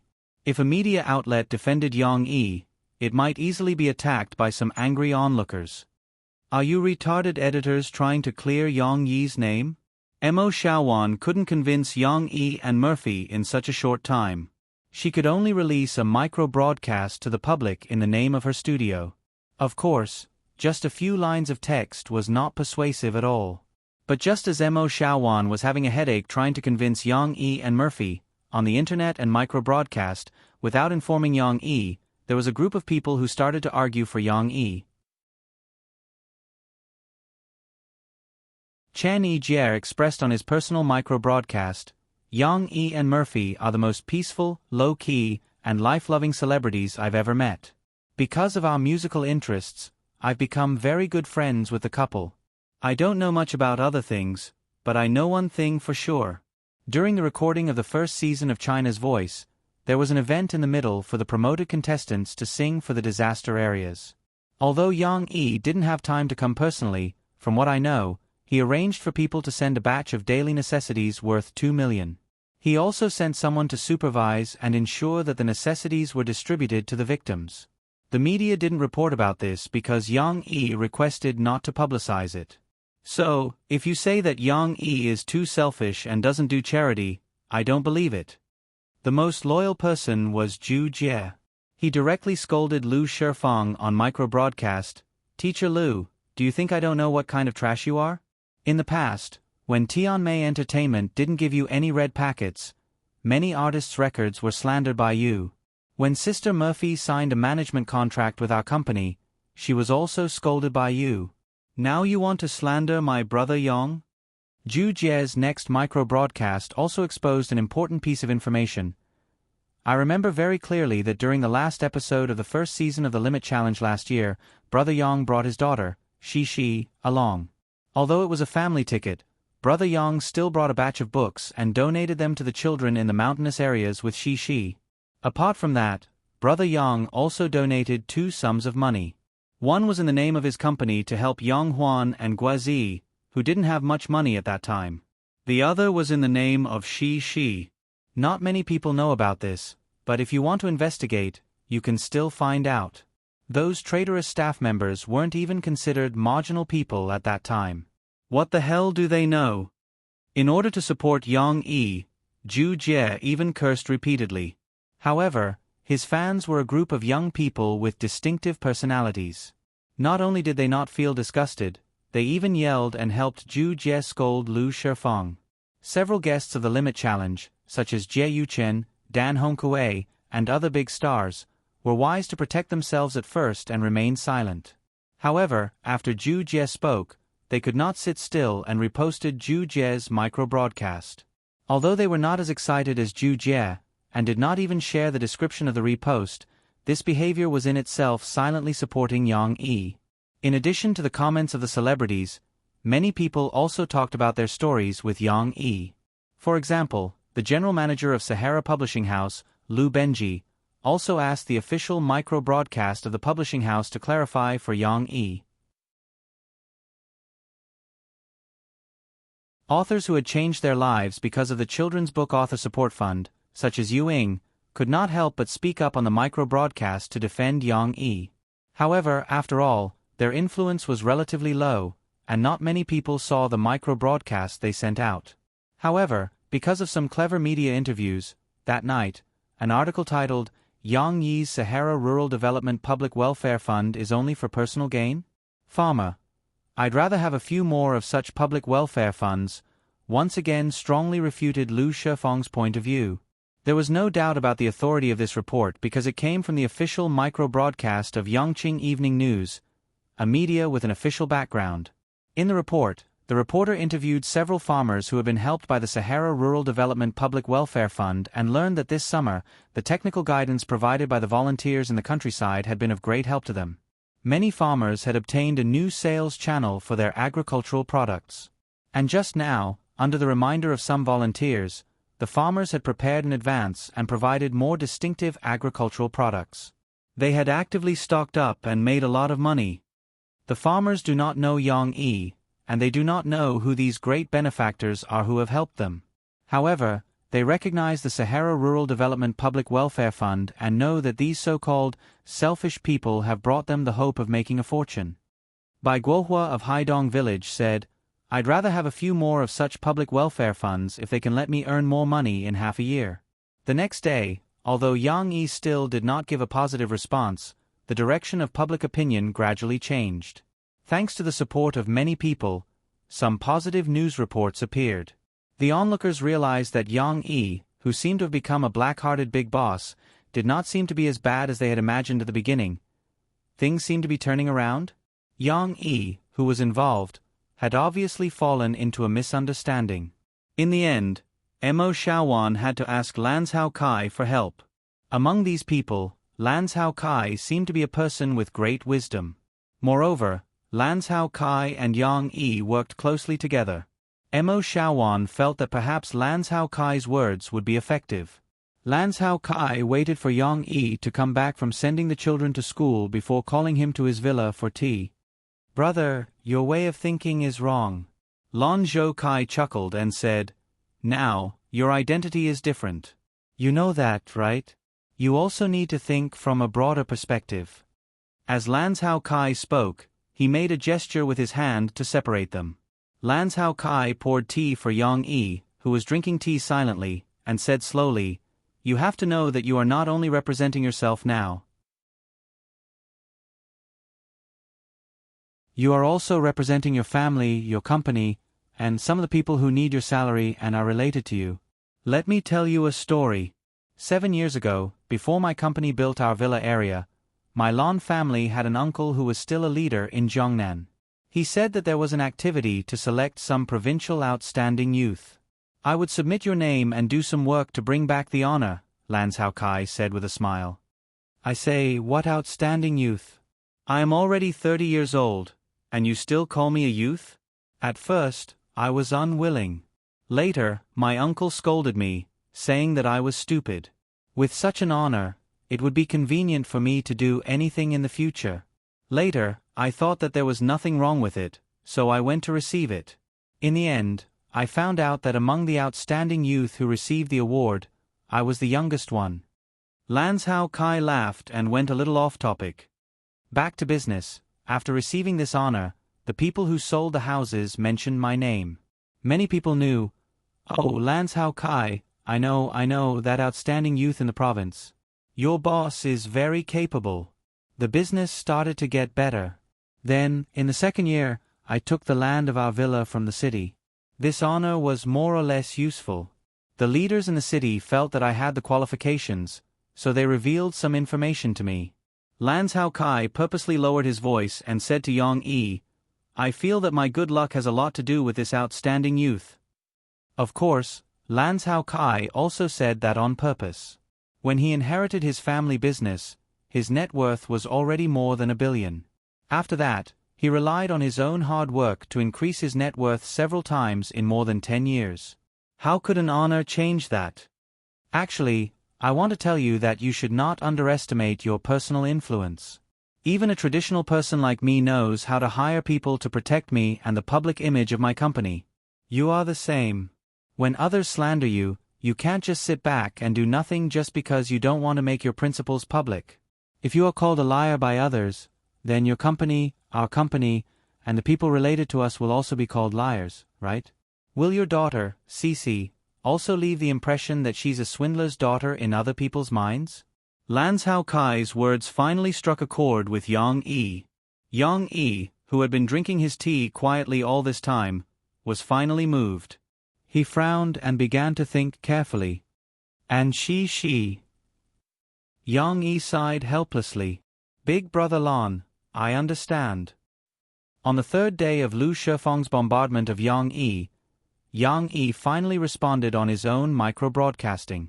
Other than the photos of the donation receipts that Lu Shifeng had questioned, Yang Yi did not provide any additional evidence. He very succinctly responded on his own micro-broadcasting, "To the fans and other friends who care about us, charity has always been done. Whether it is under one's own name or, as Zhu Jie said, under one's child's name, the donation receipts have always been kept, so there is no need to be afraid of suspicion or slander. But charitable donations should be a conscious and voluntary act from the start. It should not be influenced by the outside world, and it should not be subject to public scrutiny and moral blackmail. This is also the reason why I have never announced my donations to the outside world. Now, in order to not let the fans who care about us worry and be sad, I have taken out a portion of the evidence. The rest will be left to the legal team and teacher Lu in court. But no matter what, I ask everyone to remain calm and not be morally blackmailed. During the Three Kingdoms period, when Liu Bei entrusted his children to him, he exhorted his descendants like this: do not do evil because it is small, and do not do good because it is small. At the same time, I sincerely hope that everyone will not praise and flatter others for donating so much, and also not criticize and abuse others for donating so little. Donating is a gesture of goodwill and a very personal act. As long as you are worthy of your own heart, that is enough. Yang Yi. It had to be said that Yang Yi's direct response still had a very good effect. If others supported him, it would be very difficult to convince the public. On the contrary, Yang Yi's response had reversed the direction of public opinion. More and more media outlets began to switch sides with Yang Yi. They were just like how they had never doubted Yang Yi before. They all commented on Yang Yi's evidence and supported Yang Yi's point of view. The happiest were Yang Yi's and Murphy's fans. They had been worried and scared for a few days, and today they could finally breathe a sigh of relief. They tried their best to defend Yang Yi, but Liu Shifeng was still stubborn. He continued to bombard Yang Yi with the evidence that was not complete and convincing, and that it could have been fabricated in the past few days. What kind of fake evidence can't be fabricated in 3 days? If Yang Yi did not have a guilty conscience, would he need to spend 3 days to respond? Even if it is true, this donation is just a drop in the ocean compared to his family's assets. Compared to XXX, other people have more than $1 billion in assets, but only donated 100 million. It is clear who is the heartless one. Liu Shifeng's micro-broadcasting was still very good. Although he did not provide any more evidence, after his micro-broadcasting was sent out, some of the fence-sitters started to waver again. They felt that Yang Yi had donated too little. But Yang Yi did not reply again. Instead, a lawyer's letter was handed to Liu Shifeng's desk. More than 10 lawyers were rubbing their fists, ready to sue the old man until he went bankrupt. Just as the storm was about to calm down, a press conference was held. It was like a deep water bomb, blowing up the audience who had gradually quieted down. But this time, they were convinced by Yang Yi. The scale of the press conference was not big. It was just a hastily arranged hotel conference hall. Even the banner was not ready to be hung. This was because Zhu Luyan had returned to Beijing to visit his family. When he found out that Yang Yi had encountered such a big trouble, he hurriedly held the press conference in Beijing. But with Zhu Luyan's background, he invited many influential traditional media reporters. There were even reporters from Beijing television station who brought along their cameraman. This article is about Mr. Yang Yi, saying that he is a hypocrite and a hypocrite who is unwilling to do charity even though he has earned so much money.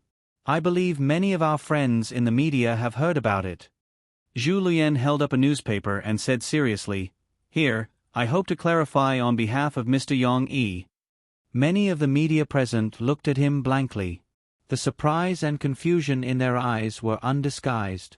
Zhu Luyan was related to Yang Yi.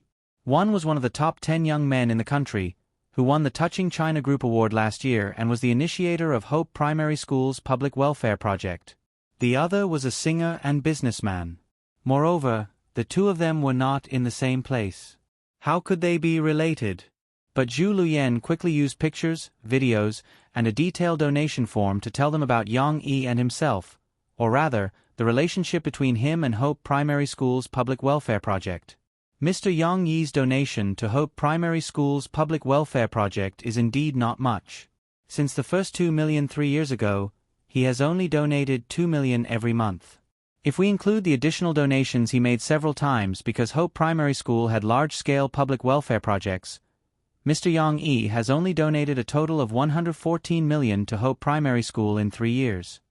Zhu Luyan chuckled and could not help but say sarcastically, although there are not many Hope Primary Schools built, only 5, other than that, he has also given salary subsidies to the village teachers of 11 Hope Primary Schools. But which celebrity can insist on donating 2 million every month regardless of rain or shine? Does Liu Shifeng have it? Zhu Luyan asked the reporters. The reporters could not answer. They looked at each other. Of course, their eyes were shining with excitement. If what Zhu Luyan said was true, and there was solid evidence like what he had broadcasted on the multimedia system, then this would definitely be big news. Over the years, many people have donated to Hope Primary School, but why do I have the deepest impression of Mr. Yang Yi? Zhu Luyan revealed another big piece of news. That's because when I was working on the Hope Primary School project, I met Mr. Yang Yi, who donated the first 2 million to us. It was his guidance that helped us perfect the association's rules and regulations and the association's goals. From building schools and houses in the past, we changed it to building schools based on the specific needs of poor mountainous areas. Most of the funds were given under the premise of openness, fairness, and impartiality to provide better treatment for these village teachers, so that the students can retain their teachers and the hope of studying. The reporters wrote furiously and even picked up their phones to take pictures. They were very shocked. They did not know that Yang Yi had done so many good deeds. If that was really the case, then this news would be explosive. No wonder Yang Yi said not to praise others because of their large donations, and not to criticize others because of their small donations. It turned out that the last sentence was not the main point, but the first sentence. He did not come up with this sentence for the sake of tidying it up. He really did donate a lot of money. Then they thought about how Yang Yi usually kept a low profile and a positive energy conveyed to the outside world by the warm life of Murphy and the children. How could such a good person be slandered? There was no justice in this world. Do you know? The name of Hope Primary School was proposed by Mr. Yang Yi. We thought it was good, so we changed it to this name. However, Mr. Yang Yi did not want to be publicized, so this history is not known to anyone. When I mentioned to thank a mysterious person for his help at last year's Touch China Awards ceremony, I was thanking Mr. Yang Yi. Zhu Luyan said with some excitement, "So, I'm really sorry. Just now, because of this report that slandered Mr. Yang Yi and said that he was a hypocrite, I couldn't help but get angry." The name of Hope Primary School was proposed by Yang Yi. The reporters present were so excited that they almost fainted. There were too many revelations today. Mr. Yang Yi did not publicize his good deed, but he was misunderstood because of it. As someone who received help from Mr. Yang Yi and the person in charge of the public welfare project, I must stand up and clear Mr. Yang Yi's name. Zhu Luyan clasped her hands and said sincerely, "I hope that I can get everyone's help in this matter. Everyone, please rest assured that everything I said is true and verifiable." The reporters all laughed and agreed one after another. Even if it was not Yang Yi's big revelation, they would have worked hard to report it because of his identity as young Master Zhu. Now, they did not need any other motivation. They would not give up on this big news. They had already thought of the headline of the news. It had to be ambiguous and attractive enough. It would be called An Unknown Yang Yi.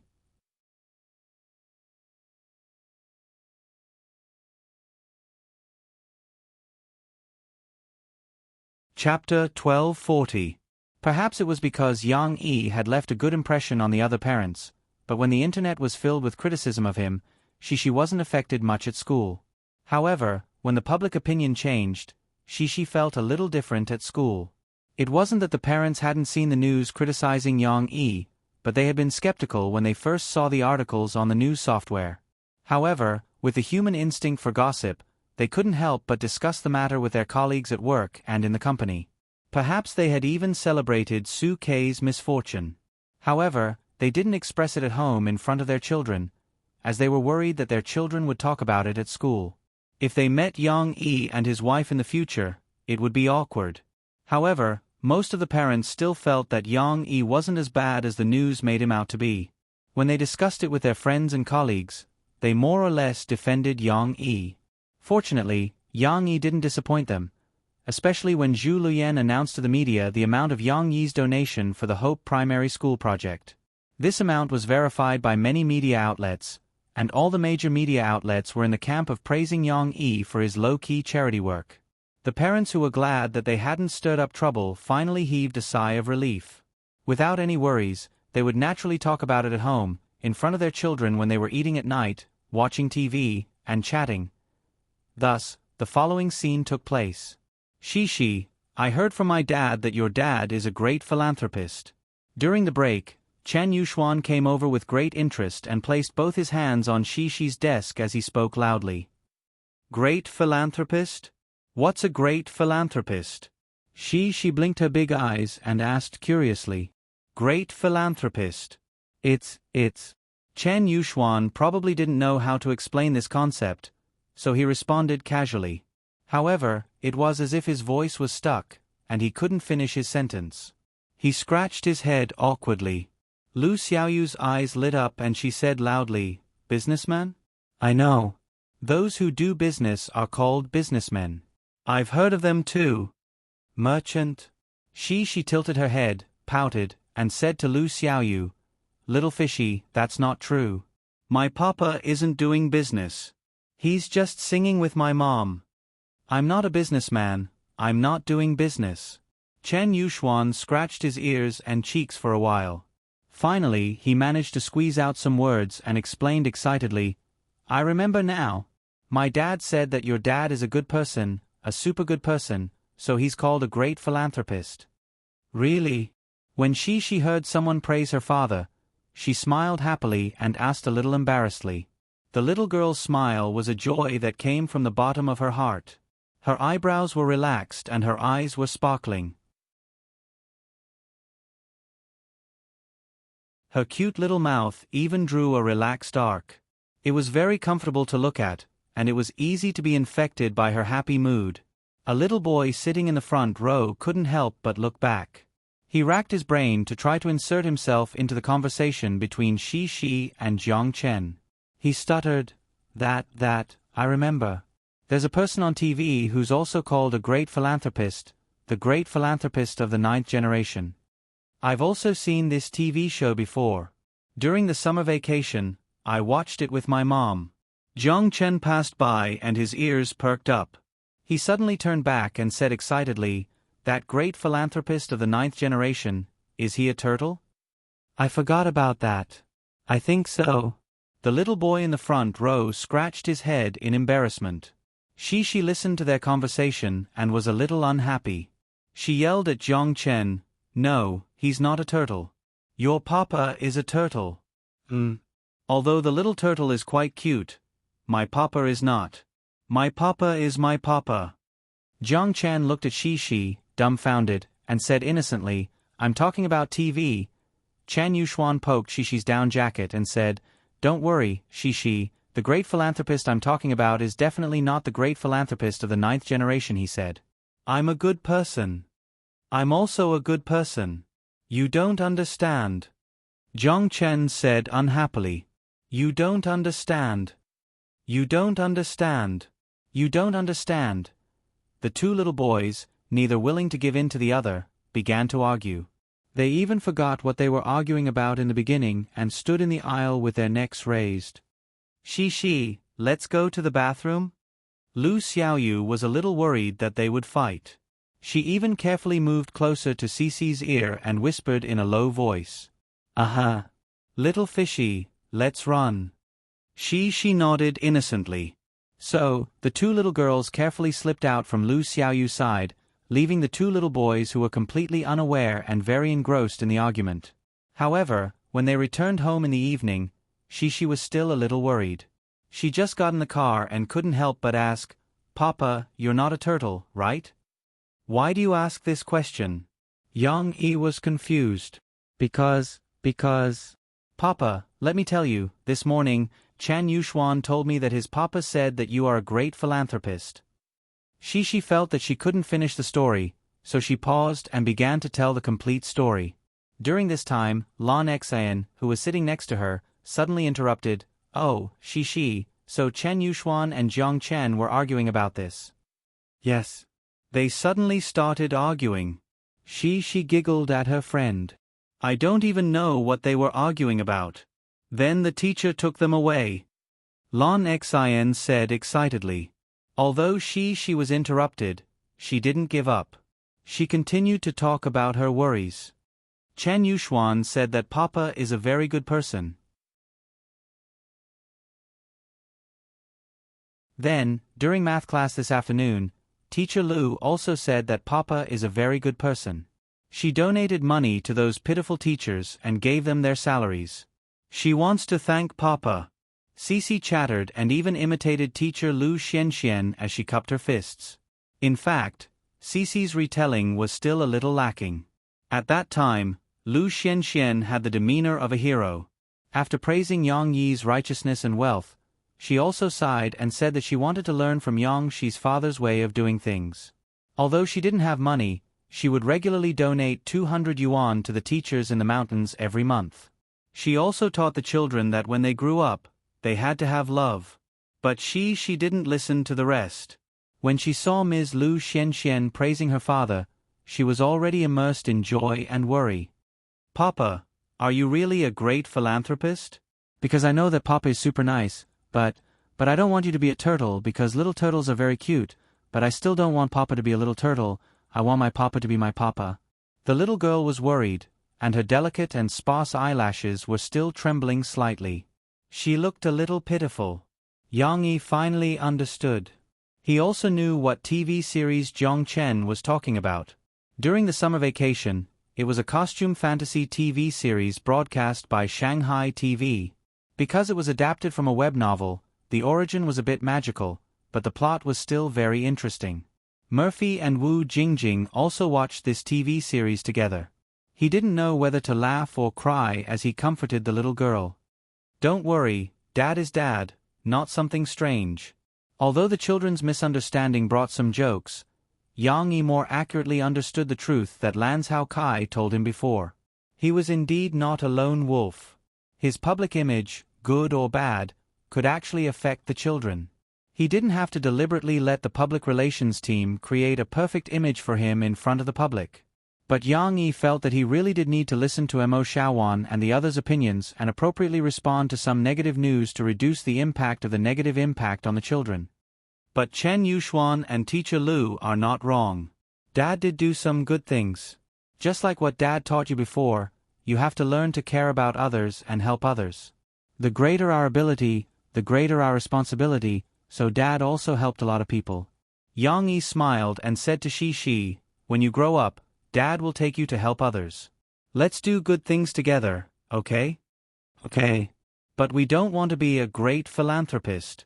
Hee, I don't want to be a little turtle. She first responded to her father happily, and then mischievously laughed.